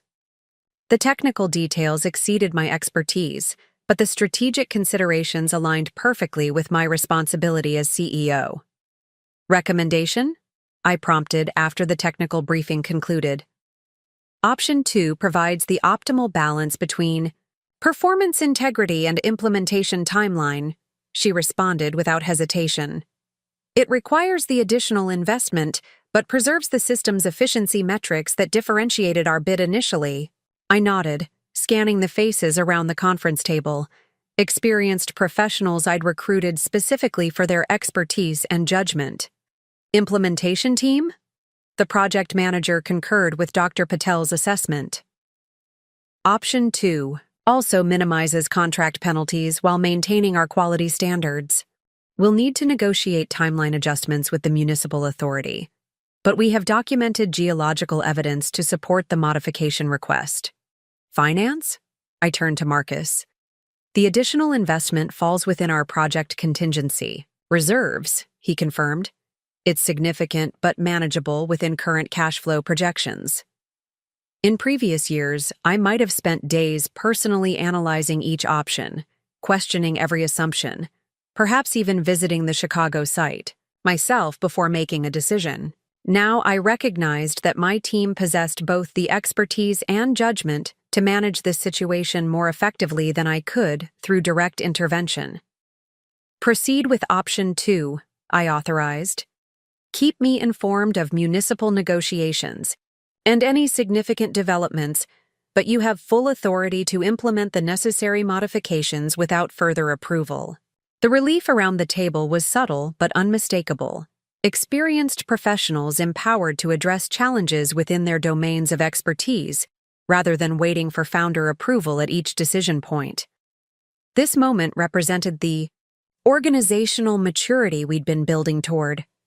Evergreen functioning as an enterprise greater than any individual, including me. As the team dispersed to implement the Chicago solution, Diane lingered behind. That was different, she observed, with a knowing smile. The old Jennifer would have booked a flight to Chicago tonight to inspect the site personally. The old Jennifer would have micromanaged the entire modification process, I acknowledged ruefully, probably slowing it down in the process. Growth. Looks good on you, she commented, both personally and as a leader. Her observation captured something essential about the past year's journey. The crisis that could have destroyed everything I valued had instead catalyzed evolution, forcing me to distinguish between control and leadership, between managing details and empowering others, between technical expertise and strategic vision. That evening, reviewing quarterly projections with newfound perspective, I recognized how thoroughly Michael's betrayal had transformed not just my personal circumstances, but my professional approach. The woman who had discovered her husband's affair and attempted intellectual property theft would never have delegated a critical decision like the Chicago modification. She would have insisted on maintaining control at every level, driven by fear of additional betrayal or failure. The leader I had become understood that true strength lay in building systems that didn't depend exclusively on my direct involvement. in creating an organization resilient enough to navigate challenges while maintaining fidelity to core values and vision. This wasn't abdication of responsibility, but its more mature expression. Leadership that multiplied impact through others rather than limiting it to personal capacity. This realization extended beyond professional contexts to personal relationships as well. The same evolution that enabled me to trust Evergreen's leadership team with critical decisions allowed me to respect Tyler's and Sophia's increasing autonomy as they matured. Rather than attempting to shield them from every difficult emotion or challenging situation, I focused on equipping them with tools to navigate complexity themselves, just as I'd done with my executive team. Dr. Rivera had described this approach as empowered healing during our sessions, creating conditions for growth rather than trying to manage every aspect of the recovery process. The wisdom of this methodology became increasingly evident as both my children and company demonstrated resilience I couldn't have manufactured through control alone. This philosophy informed my response when Tyler was rejected from his first choice, college, despite exceptional qualifications and compelling essays. Rather than intervening with admissions officers or questioning the decision's fairness, I created space for him to process his disappointment while considering alternatives. "It feels personal," he admitted, uncharacteristically vulnerable in his frustration. "Like everything I worked for didn't matter." "The rejection isn't a referendum on your worth," I reminded him. "It's one institution's decision based on factors you couldn't control. Your achievements remain valuable regardless of their assessment." He nodded, absorbing this perspective. "I know that logically, but it still hurts." "Of course it does," I acknowledged. "Disappointment always does. The question is what you do with that feeling, whether it becomes defining or informative." His thoughtful expression suggested the distinction resonated. "Informative how?" "Maybe it creates space to consider options you might have overlooked," I suggested, "or reveals priorities you hadn't fully recognized before. Sometimes the path we think we want isn't actually the one that best serves who we're becoming." The wisdom I offered wasn't theoretical, but experiential. Lessons learned through my own unexpected journey from betrayal to rebuilding. The career I thought I wanted had been interrupted by marriage and children, then transformed through Evergreen's creation. The family structure I believed would persist had been shattered by Michael's choices, then reconstituted in a different but ultimately healthier configuration. Each disruption had initially appeared catastrophic, but eventually revealed itself as redirective. Not mere obstacles to overcome, but guideposts toward more authentic alignment between values and choices. This perspective didn't minimize real pain or legitimate grief, but at contextual Tyler ultimately received acceptance letters from 3 excellent universities, including one with a specialized environmental engineering program partnered with Evergreen on research initiatives. His decision-making process reflected newfound maturity, evaluating options based on academic alignment rather than prestige or family tradition. "Stanford has the better overall reputation," he acknowledged during a family dinner where we discussed his options. "But Oregon Tech's specialized focus on sustainable infrastructure might better prepare me for the work I actually want to do. Plus," Sophia added practically, "the scholarship package is more substantial, which means less student debt." I listened to their thoughtful analysis with quiet pride. My children had developed financial literacy and values-based decision-making that transcended the materialistic success metrics Michael had emphasized during our marriage. "What matters most is finding the right fit for your goals," I offered. "Rankings and prestige are external validations that may not align with what will actually fulfill you." Tyler nodded, considering. "I think I'm leaning toward Oregon Tech. The smaller department means more direct mentorship opportunities, and their partnership with Evergreen could open doors for practical experience." His reference to Evergreen's research partnership highlighted an unexpected development in our company's evolution. What had begun as a product-focused enterprise had expanded to include knowledge generation and academic collaboration, an aspect of our growth I found particularly meaningful. The research partnership had emerged from an industry conference where Dr. Patel presented Evergreen's filtration innovations. Her former academic colleagues had recognized commercial applications for theoretical models they'd been developing, creating natural synergy for collaborative research. Universities have the theoretical expertise but lack real-world implementation data, Dr. Patel had explained when proposing the partnership. We have practical applications but could benefit from deeper scientific modeling. The combination could accelerate innovation significantly. The resulting collaboration became a competitive advantage unique to Evergreen's approach, differentiating us from both purely academic institutions and commercially focused competitors who lacked research partnerships. More importantly, it institutionalized knowledge development that would survive beyond any individual contributor, including me. This sustainability of innovation paralleled my evolving perspective on personal legacy. As Tyler navigated college decisions, and Sophia entered her junior year of high school with growing clarity about her own interests in environmental policy, I recognized that my most enduring contribution might not be Evergreen itself, but the values it embodied and transmitted to my children, to our employees, to the communities we served. This perspective informed my response when Catherine Lynn approached me with an unexpected proposition during our quarterly partnership review.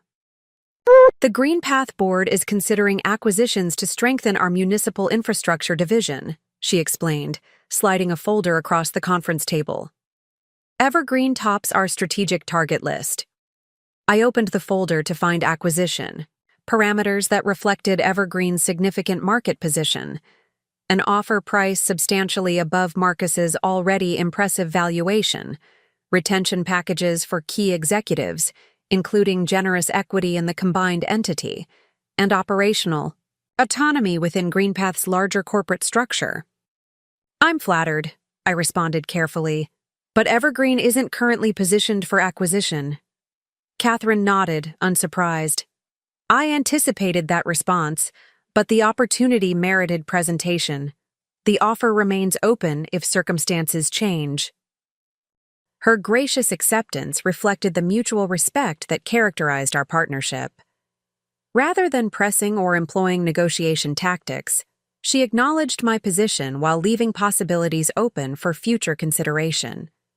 After she departed, I remained in the conference room, studying the acquisition materials with complicated emotions. The offer represented extraordinary financial validation, a purchase price that would create generational wealth for my family while ensuring Evergreen's innovations would benefit from GreenPath's global distribution channels. Yet something fundamental resisted the proposition, beyond mere founder attachment or control issues. Evergreen represented more than commercial success or personal achievement. It embodied values and vision that might be compromised within a larger corporate structure regardless of promised autonomy. I brought the acquisition materials to our next executive team meeting, placing transparency above personal inclination. Catherine Lynn presented this offer yesterday, I explained, distributing copies to the leadership team. I've indicated, Evergreen isn't currently seeking acquisition, but I wanted everyone aware of the opportunity and interested in your perspectives. The team's reactions varied predictably. Marcus analyzed financial implications, noting the premium valuation and potential synergies. Diane raised concerns about cultural preservation within a larger entity. Dr. Patel questioned how research partnerships might be affected by corporate ownership changes. Their thoughtful assessment helped crystallize my own thinking. This isn't a decision I would make unilaterally, I assured them after lengthy discussion. If circumstances suggest acquisition becomes advantageous for Evergreen's mission, we'll evaluate options collaboratively. This approach represented significant evolution in my leadership style.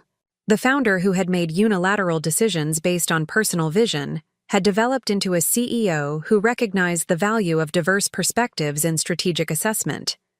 the painful lessons from Michael's betrayal about control, trust, and the limitations of individual judgment had transformed not just my personal relationships, but my professional methodology. This transformation continued manifesting in unexpected ways, including my response when a competitor attempted to recruit Dr. Patel with an impressive compensation package and expanded research budget.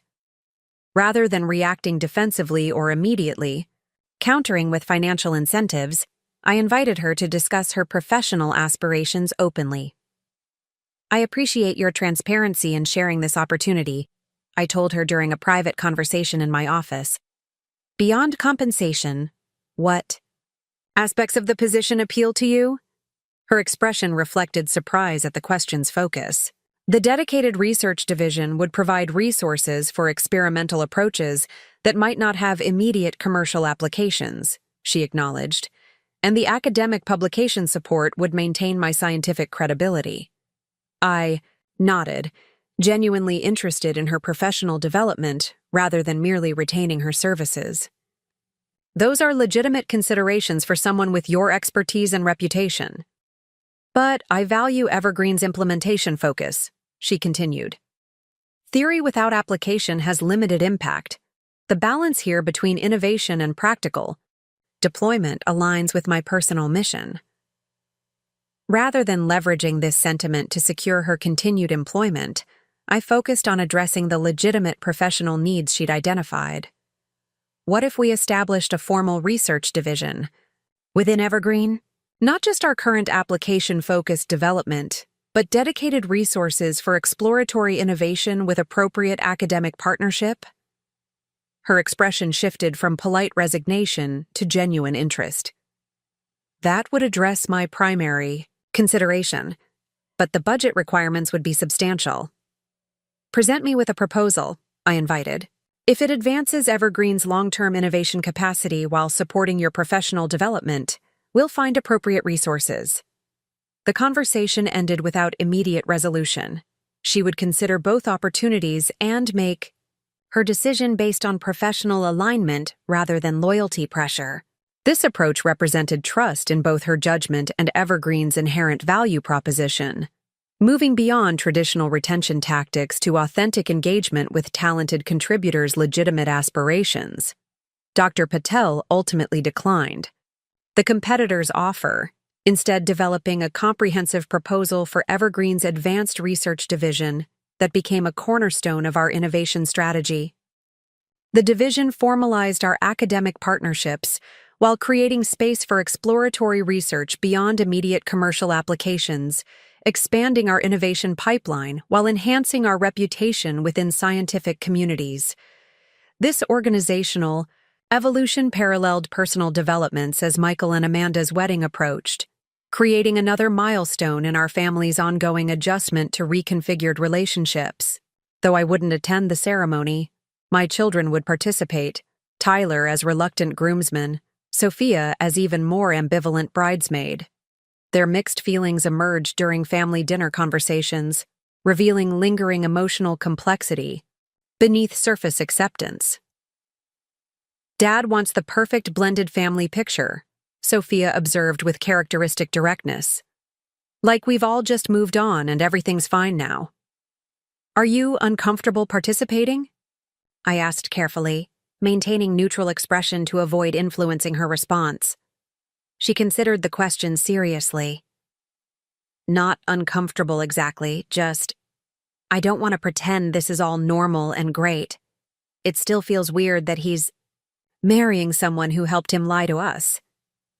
Tyler, typically more reserved about emotional matters, surprised me by adding, "I told Dad I'd stand up with him because it's important to him, but I'm not going to fake being thrilled about it."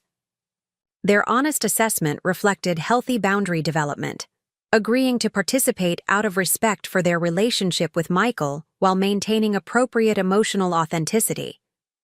Dr. Rivera had described this balance as engaged detachment, remaining connected without compromising personal truth or ethical clarity. "That seems like a reasonable approach," I affirmed. "You can support your father's new chapter without pretending the path here was acceptable." Sophia studied me with characteristic perceptiveness. Are you really okay with this? With them? Getting married after everything? The question deserved honest response, calibrated for parental appropriateness while respecting her emotional intelligence. Their marriage represents closure on a difficult chapter, I answered truthfully. Michael deserves the opportunity to build a more honest relationship than the one we had at the end. Whether that's possible with the same person who participated. In his deception is their challenge to navigate, not mine. My genuine indifference to Michael's marriage surprised even me, evidence of emotional healing that had transformed betrayal's acute pain into distant memory. The relationship that had once defined my daily existence had become biographical history rather than active influence on my present happiness or future possibilities. This emotional liberation created space for unexpected developments in my personal life, including a coffee meeting with James Whitaker, the architect redesigning Evergreen's headquarters to accommodate our expansion. What began as a professional discussion about sustainable building materials evolved into wide-ranging conversation about environmental design philosophy, community revitalization, and personal narratives. Sorry, he apologized after sharing his journey from corporate architecture to sustainability-focused design. I'm monopolizing the conversation. Not at all, I assured him. It's fascinating how your professional evolution parallels Evergreen's development, moving from conventional approaches to sustainability-centered innovation. His smile revealed subtle laugh lines that complemented thoughtful eyes. And yours too, from what I've gathered. Founding Evergreen represented significant redirection from your original legal career, didn't it? The conversation continued well beyond our scheduled time, transitioning from professional topics to personal interests and values. His thoughtful questions suggested genuine curiosity rather than polite professional engagement, while his occasional self-deprecating humor revealed refreshing authenticity. As we finally prepared to leave, he hesitated briefly before asking, "Would you be interested in continuing this conversation over dinner sometime? Strictly personal rather than professional." The invitation caught me by surprise, not because it was unwelcome, but because I hadn't considered dating possibilities since before Michael's betrayal. My life had been so thoroughly occupied with family reconstruction and business leadership that romantic considerations hadn't entered my conscious awareness. "I'd like that," I heard myself respond before overthinking could intervene. Though, full disclosure, I haven't dated in nearly 20 years, so my skills might be rusty. His laugh held genuine warmth. Coincidentally, neither have I since my divorce 10 years ago. We can be awkward together. The dinner that followed several days later continued our comfortable conversation, revealing complementary values and compatible perspectives, alongside respectful differences in approaching creative challenges. James's thoughtful questions and attentive listening created space for authentic exchange rather than performative impression management that often characterizes early dating interactions. "May I ask about your ex-husband?" he ventured carefully. "Over dessert." "Only share what you're comfortable discussing, of course." The question would have triggered defensive withdrawal months earlier. Now, with emotional distance established through healing, I could discuss Michael's betrayal as historical fact rather than active wound. The short version involves infidelity with his assistant and attempted theft of my company's intellectual property, I explained with remarkable equanimity. The longer version required several months of therapy to process fully. His expression reflected appropriate concern without uncomfortable pity. That's significantly more complicated than my grew in different directions divorce narrative. It certainly made for an eventful 41st year, I acknowledged with the dark humor that had emerged during recovery. But ultimately catalyzed growth I might not have experienced otherwise. Our conversation continued with similar candor about past relationships, current priorities, and future aspirations, creating foundation for potential connection based on authentic understanding rather than curated presentation. By evening's end, We had established comfortable rapport that acknowledged romantic possibility without pressured expectations. "I've enjoyed this," James said as he walked me to my car. "Would you be open to doing it again?" "I would," I confirmed, surprised by my own readiness for this unexpected development. Though full transparency, my life involves two opinionated teenagers and a demanding leadership role that limits spontaneity. "Transparency appreciated," he replied with a smile. "Mine involves frequent travel for sustainable building consultations and an elderly golden retriever who considers himself entitled to half my bed." The exchange's lighthearted honesty established parameters for potential relationship development, appropriate to our life stages and responsibilities, neither rushing toward premature intensity nor dismissing genuine connection through excessive caution. This unexpected personal development coincided with significant milestone in Evergreen's evolution: completion of our headquarters expansion, designed by James's firm to embody sustainable building principles while accommodating our growing organization. The building's innovative features, renewable energy integration, water reclamation systems, and biophilic design elements, manifested our company values in physical form while creating collaborative spaces that reinforced our evolving culture. The headquarters dedication ceremony represented opportunity to articulate Evergreen's mission to assembled employees, partners, and community representatives.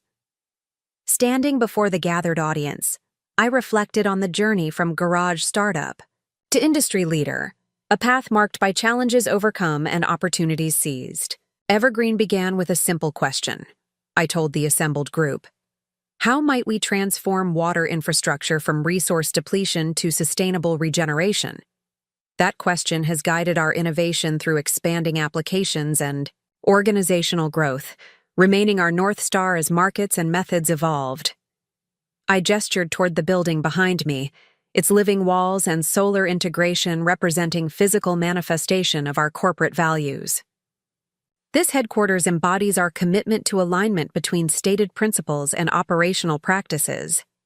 The same filtration technology preserving municipal water resources across the country reclaims rainwater from this roof for internal use. The solar arrays powering our research labs reflect the renewable energy integration we advocate in infrastructure design. The symbolism resonated beyond architectural features to organizational philosophy. Most importantly, this building creates space for collaboration across disciplines and functions, recognizing that our greatest innovations emerge from diverse perspectives focused on shared mission. The solutions we create together will transcend what any individual could develop in isolation. This commitment to collaborative innovation rather than founder-centered control represented my most significant personal evolution as leader. The founder who had once maintained oversight of every operational detail had developed into a CEO who created conditions for distributed leadership and collective creativity, maintaining strategic vision while empowering others to implement through their unique expertise. The dedication ceremony concluded with community reception that highlighted Evergreen's local economic impact and environmental contributions. As I circulated among guests, accepting congratulations and discussing future initiatives, Catherine Lynn approached with thoughtful expression. "Impressive achievement," she observed, gesturing toward the building and assembled community. "You've created something remarkable here, Jennifer." "Thank you," I acknowledged. The headquarters represents significant milestone in Evergreen's development. "I wasn't referring only to the building," she clarified. "You've established organizational culture and leadership model that transcends typical founder-centered enterprises. That's significantly more challenging than constructing physical infrastructure, impressive as this building certainly is." Her observation highlighted evolution that had occurred gradually through intentional leadership development, rather than dramatic restructuring. The transition from founder to CEO had happened incrementally through delegation, mentorship, and systematic empowerment of others, creating organization that would thrive beyond my personal involvement. That transition wasn't initially voluntary, I admitted with rueful smile. Circumstances forced distributed leadership before I might have chosen it. She nodded, understanding the reference to challenges that had necessitated organizational maturity. The catalyst matters less than the outcome. Evergreen has developed a sustainable leadership model that complements its operational sustainability focus. Her assessment crystallized something I'd sensed but not fully articulated: the parallel between Evergreen's environmental mission and its organizational development. Just as our water systems created regenerative cycles rather than depletion models, our leadership approach now fostered renewal through distributed authority rather than concentrated control that would eventually exhaust any individual leader. This perspective informed my approach to subsequent opportunity that emerged unexpectedly through Tyler's university connection. His environmental engineering program had established relationship with International Development Organization addressing water infrastructure in under-resourced communities, precisely the application that had inspired Evergreen's founding mission. They're looking for implementation partners with scaled solutions that can be adapted for limited infrastructure environments, Tyler explained during weekend visit home. I mentioned Evergreen's municipal systems, and their director was immediately interested. Would you be willing to meet with them? The inquiry represented potential expansion beyond Evergreen's established market into international development.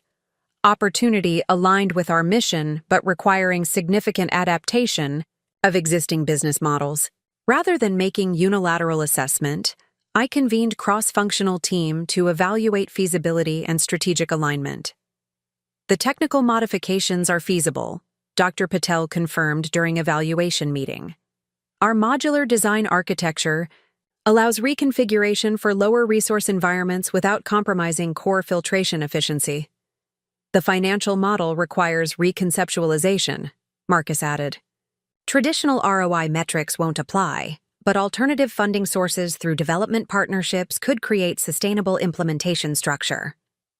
This aligns perfectly with our mission, Diane observed, but requires expertise we don't currently possess in international development contexts and humanitarian partnerships. Their balanced assessment reflected mature organizational decision-making, considering opportunity through multiple perspectives without either impulsive enthusiasm or reflexive risk aversion. The founder-centered organization might have pursued inspiring mission without pragmatic evaluation. The overly cautious corporation might have rejected unfamiliar opportunity despite mission alignment. If we proceed, I summarized after thorough discussion, we'll need to establish dedicated division with appropriate expertise and partnership approach distinct from our commercial operations. Thoughts on leadership for this initiative? The question represented further evolution in my leadership approach, recognizing opportunity to develop others through strategic initiative rather than automatically assuming direct oversight of significant new direction. The founder-centered leader would have retained personal control of meaningful expansion.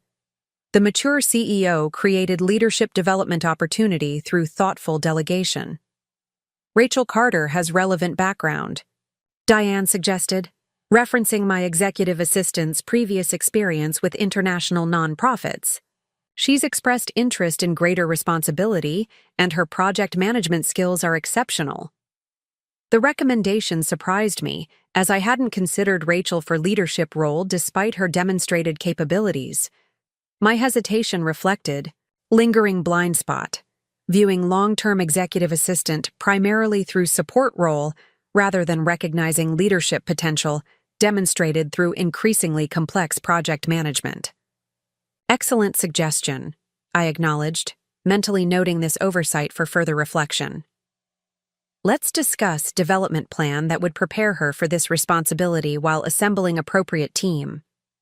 The international initiative took shape through collaborative planning rather than top-down direction, with Rachel's increasing involvement reflecting growth opportunity for promising talent. This approach reinforced Evergreen's evolving culture, creating leadership pathways beyond conventional hierarchies while ensuring strategic initiatives received appropriate expertise regardless of organizational position. This organizational maturity paralleled family developments as Tyler and Sophia navigated their own growth milestones. Tyler's first semester at Oregon Tech yielded both academic success and expanded perspective. His occasional calls home reflecting emerging adult identity distinct from either parent's influence. "We're studying filtration models that remind me of Evergreen's early designs," he shared during one such conversation. "But I'm seeing limitations I never noticed before." "What kind of limitations?" I asked, genuinely interested in his developing expertise. The regeneration cycles work beautifully in controlled environments, but struggle with irregular precipitation patterns. Climate change is creating exactly those irregularities in many regions. His observation reflected technical insight alongside meaningful personal development, the capacity to constructively critique even admired systems rather than accepting established approaches without question. This intellectual independence represented healthy maturation beyond both modeling and reaction against parental influence. Sophia's development manifested differently as she entered senior year, focused on environmental policy and social justice, interests that complemented Evergreen's mission while establishing her distinct identity. Her college applications targeted programs that combined these interests, reflecting values-based decision-making similar to Tyler's process, but expressing her unique priorities and strengths. "I'm applying to fields Dad would consider impractical," she acknowledged during college planning discussion. "Environmental justice doesn't exactly scream lucrative career path." "Financial security matters," I acknowledged, "but purpose and impact create different kind of wealth. Your father and I prioritized different values, which led to different choices. And different outcomes," she observed pointedly, her expression suggesting deeper understanding of how values alignment affected long-term fulfillment beyond material success. Her insight reflected maturity beyond typical 17-year-old perspective, the capacity to evaluate competing value systems rather than automatically adopting parental frameworks or reactively rejecting them. This discernment had developed through family challenges that forced earlier confrontation with adult complexities than might otherwise have occurred. My children's evolving independence created space for personal reflection about next chapter in my own development. With Evergreen's leadership structure maturing and family reconfiguration stabilizing, questions about future direction emerged with increasing frequency. What would leadership look like once both children were in college? How might my role at Evergreen evolve as organizational maturity reduced necessity for founder-centered authority? What personal aspirations remained unexplored amid responsibilities to others? These questions surfaced during conversation with James, whose increasing presence in my life created context for authentic reflection without pressure for dramatic change. Our relationship had developed gradually over months, establishing comfortable connection characterized by mutual respect and genuine curiosity rather than romantic intensity or domestic integration. "You've mentioned potential board roles with environmental organizations," he noted during weekend hike in Forest Park. "Is that direction you're considering more seriously?" The question invited reflection without presumption, creating space to articulate emerging possibilities. "I'm exploring how my experience might contribute beyond Evergreen specifically," I acknowledged. "The company has developed sustainable leadership model that doesn't require my daily operational involvement, which creates options I hadn't previously considered." "Like what?" he asked, genuine interest evident in his expression. "Policy advocacy addressing infrastructure investment at federal level. Advisory roles with environmental startups needing mentorship through growth stages. Perhaps writing about sustainable business models that balance profit with environmental impact. All building on what you've created while extending into new applications," he observed thoughtfully. "Similar to Evergreen's technical evolution from residential to municipal systems." His insight highlighted pattern I hadn't fully recognized. the transfer of established expertise into expanded contexts rather than fundamental redirection. Just as Evergreen had maintained core filtration technology while adapting implementation, for diverse applications, my leadership approach could apply across varying contexts while maintaining consistent values and methodologies. This conversation continued intermittently over subsequent weeks, creating framework for intentional planning, rather than reactive response to circumstances. Unlike earlier life transitions triggered by external events, marriage, motherhood, Michael's betrayal, this evolution emerged from internally directed reflection about purposeful next chapter. The deliberate nature of this planning process represented significant personal growth from reactive patterns that had characterized earlier life stages. The young lawyer who had subordinated career aspirations to support Michael's professional advancement had evolved into mature leader intentionally designing future aligned with personal values and professional strengths. This evolution manifested practically through systematic leadership transition at Evergreen, creating gradually increasing autonomy for executive team while shifting my focus towards strategic initiatives and external relationships. Rather than abrupt departure or continued hands-on management, this approach established sustainable transition, honoring both founder contribution and organizational development beyond individual leadership. The executive team is ready for expanded authority, I explained during board presentation outlining transition plan. My role will gradually shift towards strategic guidance and external representation rather than daily operational oversight. This evolution ensures continuity while creating space for next-generation leadership development. The board's response reflected confidence in both transition approach and organizational readiness, approving structured implementation timeline with appropriate milestones and accountability measures. Unlike traumatic transitions triggered by founder departure or external disruption, this planned evolution honored institutional knowledge while embracing leadership renewal. This professional transition paralleled personal developments as James and I discussed potential relationship evolution with characteristic thoughtfulness. Rather than rushing toward conventional milestones like cohabitation or marriage, we considered authentic relationship model appropriate to our life stages and existing commitments. I'm not interested in recreating traditional domestic partnership, I acknowledged during weekend getaway to Oregon coast. My independence matters after years of compromising personal identity within marriage. Completely understood, he replied, without defensiveness. I value my autonomy too, after adapting to solitary routines that work for my life. Perhaps we design relationship that honors both independence and connection rather than following prescribed model. His willingness to consider unconventional approach reflected shared values around authenticity and intentional choice rather than automatic adoption of social expectations. The relationship that emerged from these discussions maintained separate residences while establishing meaningful integration through regular time together, shared experiences, and mutual support for individual goals alongside collective activities. This thoughtfully constructed connection represented perfect metaphor for broader life philosophy that had emerged through challenging journey. Intentional design based on authentic values rather than external expectations or reactive patterns.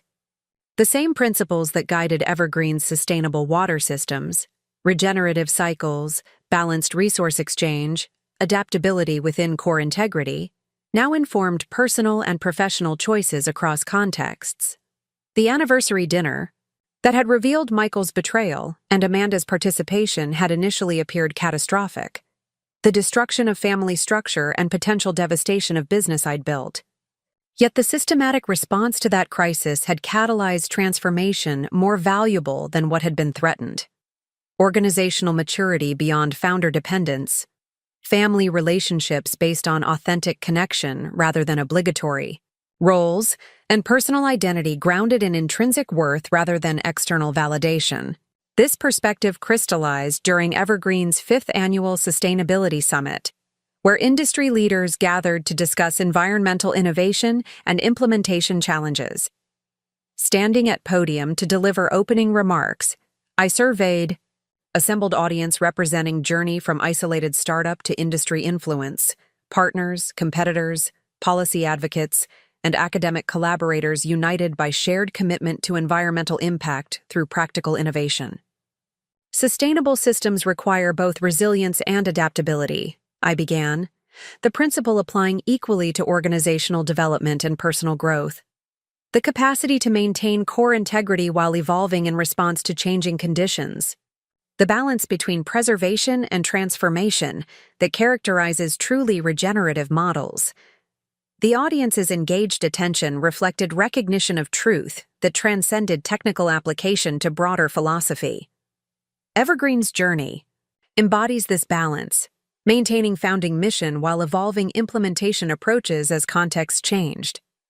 Our organizational development parallels our technical innovation, creating regenerative leadership model that renews itself through distributed authority rather than depleting resources through centralized control.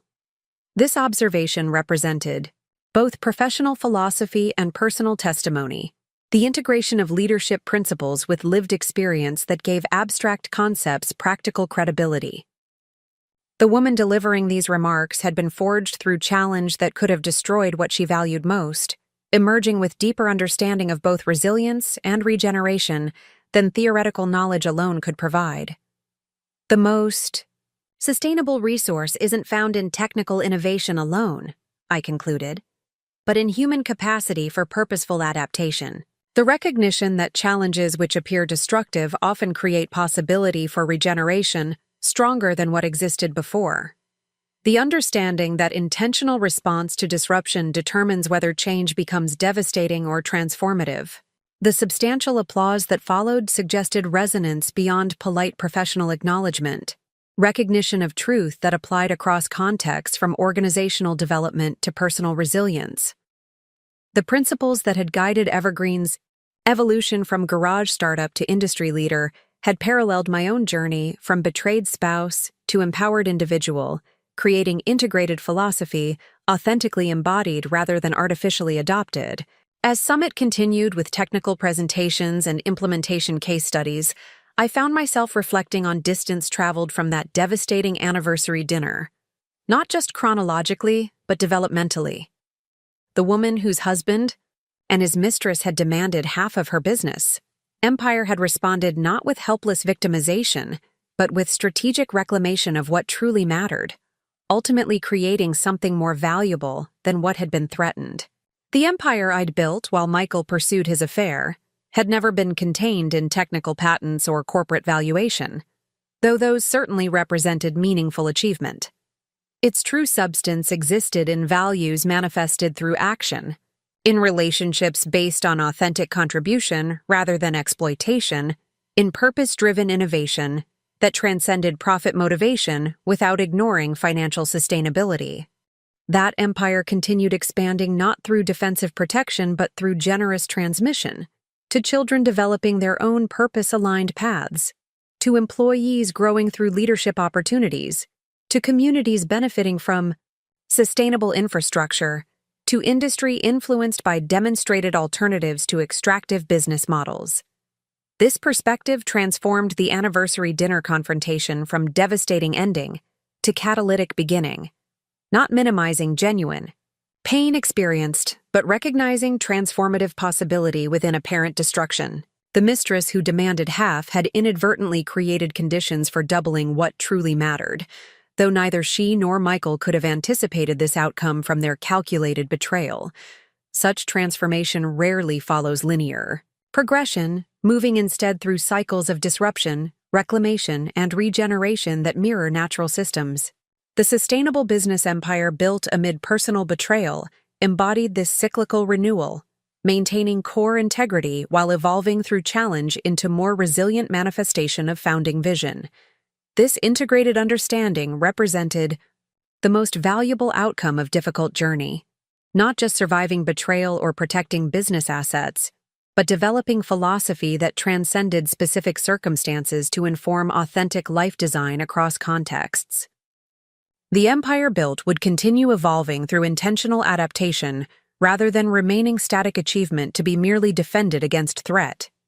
And in that continued evolution lay the ultimate victory over betrayal's intended diminishment. The transformation of apparent ending into expansive beginning, limited only by courage to envision possibility beyond conventional boundaries. The business empire built while husband cheated had become vehicle for ongoing growth, rather than defining achievement. Its value measured in regenerative impact rather than mere accumulation of resources or power. That regenerative impact continued, unfolding through cycles of challenge and response, extending influence beyond original vision through collaborative innovation rather than controlling authority.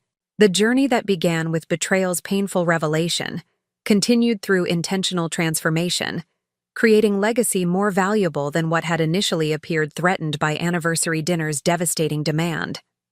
The letter arrived on embossed stationery, formal invitation to event I never expected to attend.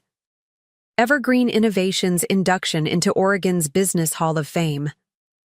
20 years after starting with nothing but determination and a water filtration prototype in my garage, the company had grown beyond even my ambitious vision. 500 employees across 3 continents, innovative systems providing clean water to communities from Portland to Nairobi, and sustainability standards that had reshaped an entire industry. I traced the raised lettering with my fingertip, remembering the woman who had once believed her husband's dismissive assessment.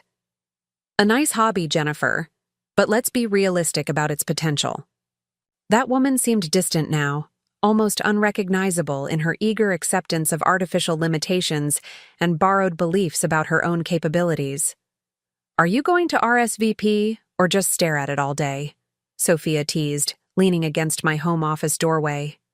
At 25, my daughter had blossomed into a formidable environmental policy advocate, her law degree and natural eloquence making her a rising voice in legislative circles. She'd inherited my determination and analytical mind while developing her own distinctive approach to creating change. "Just reflecting," I admitted, setting down the invitation. "Sometimes the distance between then and now seems impossibly vast." She settled into the chair across from my desk, her expression softening. "Thinking about how it all started?" "About everything that's happened since," I clarified, "including parts I never planned." Her knowing smile acknowledged the understatement. None of us had planned the seismic disruption of Michael's betrayal, or the subsequent reinvention it had necessitated. Yet looking back, those painful events had ultimately catalyzed greater authenticity and purpose than the comfortable illusion they'd shattered. "Will you invite James to the ceremony?" she asked, referencing my partner of 5 years. Our relationship had evolved into something neither of us had initially envisioned, not the traditional marriage I'd known with Michael, but something more intentionally designed to honor both connection and independence. "Of course," I replied, "along with you and Tyler, if his research schedule allows." My son had followed his environmental engineering degree with doctoral studies focused on water infrastructure resilience in climate-stressed regions. His research now informed Evergreen's international division, the same division Rachel Carter had built from concept into thriving operation, proving Diane's instinct about her leadership potential had been prescient. "Tyler's already booked his flight," Sophia revealed. "Said not even his dissertation committee could keep him from watching his mom get the recognition she deserves." The matter-of-fact support from my children still occasionally caught me by surprise, their unquestioning confidence in my capabilities, contrasting sharply with Michael's subtle undermining that had once seemed like practical guidance rather than limitation. "Speaking of recognition," I began, changing the subject, "I heard about your testimony before the state legislature last week.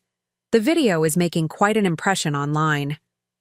Sophia's impassioned argument for strengthening environmental protection standards had indeed gone viral, her articulate dismantling of industry objections capturing attention beyond policy circles.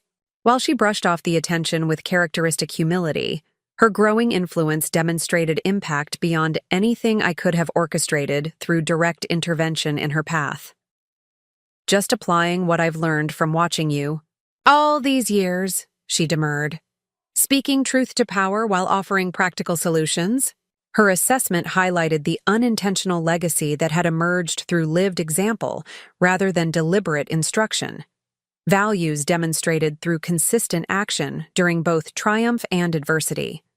The most meaningful inheritance I'd provided my children wasn't financial security or professional connections, but witnessing resilient response to challenges that might have broken someone with less developed core identity. This perspective informed my approach to the acceptance speech now taking shape in notes scattered across my desk. Beyond acknowledging Evergreen's commercial success, I wanted to articulate the philosophy that had guided its evolution. Principles. Discovered through experience, rather than adopted from business theory. Any advice for my remarks? I asked Sophia, respecting her communication expertise. Tell the real story, she suggested without hesitation. Not just the sanitized success narrative, but the messy, complicated journey that got you here. That's what people actually connect with. Her insight reflected wisdom beyond her years, understanding that authentic vulnerability creates more meaningful impact than polished perfection. The Hall of Fame induction represented opportunity to share hard-earned perspective rather than merely accepting accolades for commercial achievement. This approach characterized the speech I ultimately delivered before assembled business leaders, government officials, and Evergreen team members. Standing at the podium in the historic downtown hotel ballroom, I surveyed faces representing different chapters of a journey, more circuitous than anyone could have anticipated. Conventional business narratives focus on strategic brilliance and visionary leadership, I began, setting aside prepared remarks for more authentic communication. The mythology of the founder who perfectly anticipated market evolution and flawlessly executed expansion plans. My experience suggests a different reality, one where unexpected disruption often catalyzes more meaningful growth than careful planning alone could generate. The audience's attention sharpened, recognizing departure from standard acceptance platitudes toward something more substantive. 20 years ago, Evergreen began with straightforward mission, creating residential, water filtration systems that balanced sustainability with practical performance. That mission expanded through opportunities I neither predicted nor initially welcomed, challenges that forced adaptation beyond comfortable limitations. Without mentioning Michael specifically, I acknowledged the personal crisis that had necessitated evolution beyond founder-centered leadership. Circumstances required developing organizational structure not dependent on any individual's direct control, distributed authority that ultimately created more resilient enterprise than centralized management could sustain. From front row, James offered encouraging smile, understanding the diplomatic reference to transformation catalyzed through betrayal's painful disruption.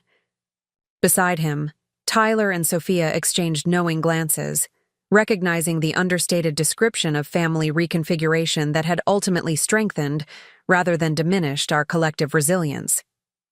The most valuable business lessons emerged, not through strategic planning but through necessity's demands, I continued.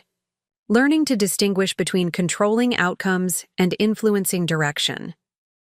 Recognizing that meaningful legacy exists in values transmitted rather than structures maintained. Understanding that sustainable growth requires cyclical renewal rather than linear progression. These insights reflected integrated philosophy developed through lived experience rather than abstract theory, principles equally applicable to organizational development, family relationships, and personal growth. The business empire built amid personal betrayal had become vehicle for discovering universal truths rather than merely accumulating commercial success. Evergreen's sustained impact stems not from brilliant original vision, but from willingness to evolve that vision through changing circumstances, I acknowledged. From research partnerships that expanded our innovation capacity beyond internal resources, from leadership development that created opportunities for talent like Rachel, Carter to pioneer international initiatives beyond my personal expertise. Rachel's surprised expression at this public acknowledgement reflected her characteristic humility, the same quality that had initially masked leadership potential behind executive assistant role. Her subsequent development of Evergreen's international division had transformed communities across 3 continents while establishing her reputation as humanitarian infrastructure pioneer. The sustainable business worthy of recognition isn't measured through valuation metrics alone, I concluded, but through regenerative impact that continues beyond founder involvement, through organizational culture that develops leadership at every level, through innovation that addresses genuine human needs rather than manufacturing artificial demand. This philosophy represented Evergreen's true distinction, not merely commercial success, but integrated approach to business purpose that transcended profit motivation without ignoring financial sustainability. The company had demonstrated viable alternative to extractive models that dominated traditional industry, proving regenerative practices could create competitive advantage rather than charitable compromise. The standing ovation that followed reflected recognition beyond polite acknowledgement, response to authentic perspective rarely articulated in conventional business contexts. As audience members approached afterward with thoughtful questions and personal reflections, the conversation expanded beyond Evergreen specifically to broader implications for sustainable business philosophy. Your perspective on distributed leadership resonates with challenges we're facing, acknowledged Catherine Lin, whose partnership had facilitated Evergreen's initial expansion beyond regional markets.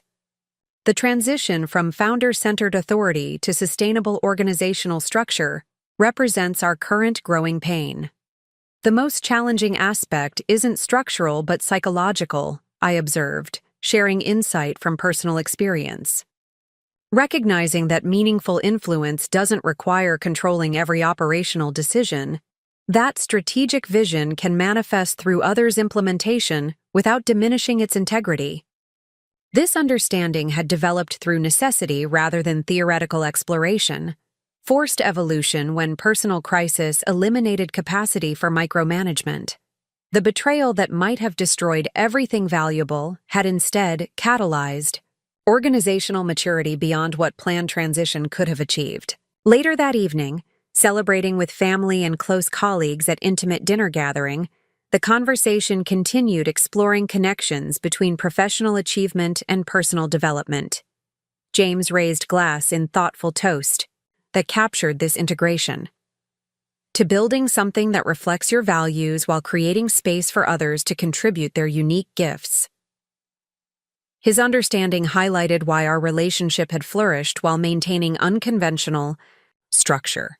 Unlike Michael's superficial support masking underlying control agenda, James genuinely celebrated achievements that didn't center his involvement, recognizing that meaningful connections supported independent development rather than constraining individual potential. I've been thinking about what comes next, I shared with the intimate gathering. Not retirement exactly, but evolution beyond daily operational leadership. Creating space for next generation to assume greater authority while focusing my energy on areas where experience offers unique contribution. This transition had been developing gradually over recent years, with executive team assuming increasing operational responsibility, while I focused on strategic initiatives and external relationships. Unlike abrupt departure or continued hands-on management, this evolutionary approach honored both founder contribution and organizational development beyond individual leadership. The mentorship program with environmental startups, Tyler suggested, referencing initiative I'd been exploring with industry partners. Among other possibilities, I confirmed, including that sustainable housing development James and I have been discussing, integrating Evergreen's water systems with his architectural approach to create demonstration community. The project represented potential evolution beyond Evergreen. Specifically, applying established expertise to new context while continuing mission-aligned impact. This approach characterized thoughtful transition rather than retirement or reinvention, building on accumulated wisdom while exploring fresh applications. As conversation continued exploring potential directions, I found myself reflecting on distance traveled from devastating anniversary dinner, where Michael and Amanda had demanded half of everything I'd built. What had initially appeared catastrophic, disruption had ultimately catalyzed more meaningful expansion than comfortable stability could have generated.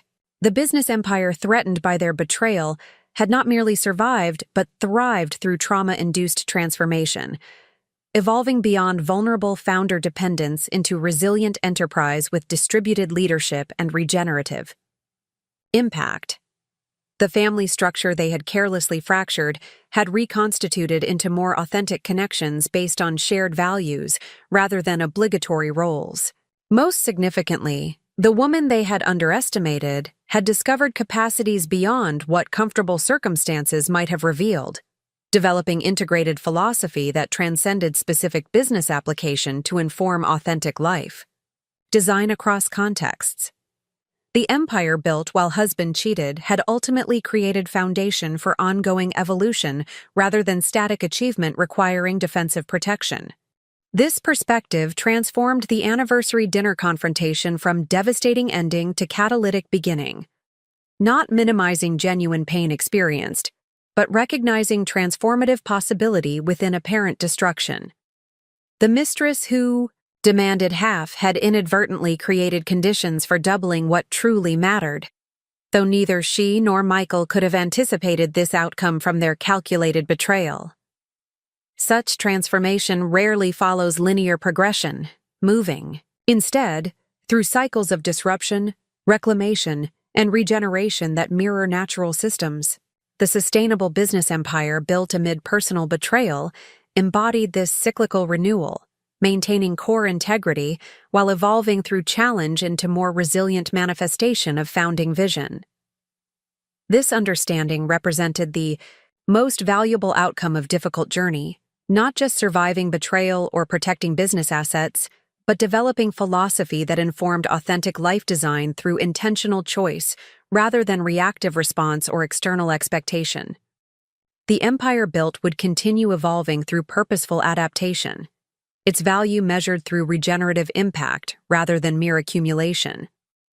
As evening concluded with warm embraces and plans for future gatherings, I recognized the quiet contentment that had gradually replaced anxious achievement orientation once driving my efforts.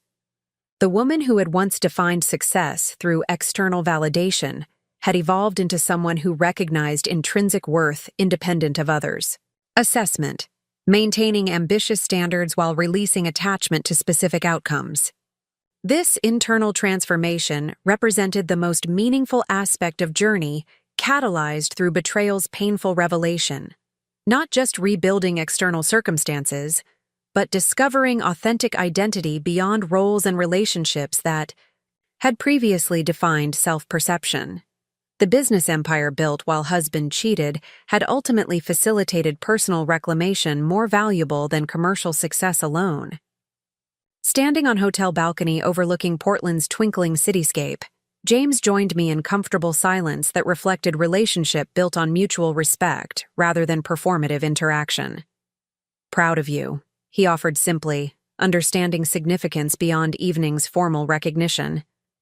"I'm proud of what we've all built," I corrected, acknowledging collective achievement rather than individual accomplishment. "Evergreen as it exists today represents contributions beyond anything I could have created alone." This perspective reflected fundamental truth discovered through challenging journey. The most sustainable achievements transcend individual effort to create regenerative impact, maintained through distributed contribution rather than centralized control. The empire built amid betrayal had ultimately demonstrated this principle through organizational evolution that paralleled personal transformation. In that alignment between professional philosophy and personal experience lay the integrated wisdom that represented true legacy beyond specific commercial achievement.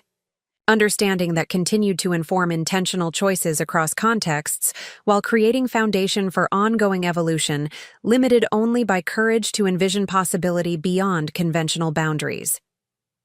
Up next, you've got two more standout stories, right on your screen. If this one hit the mark, you won't want to pass these up. Just click and check them out.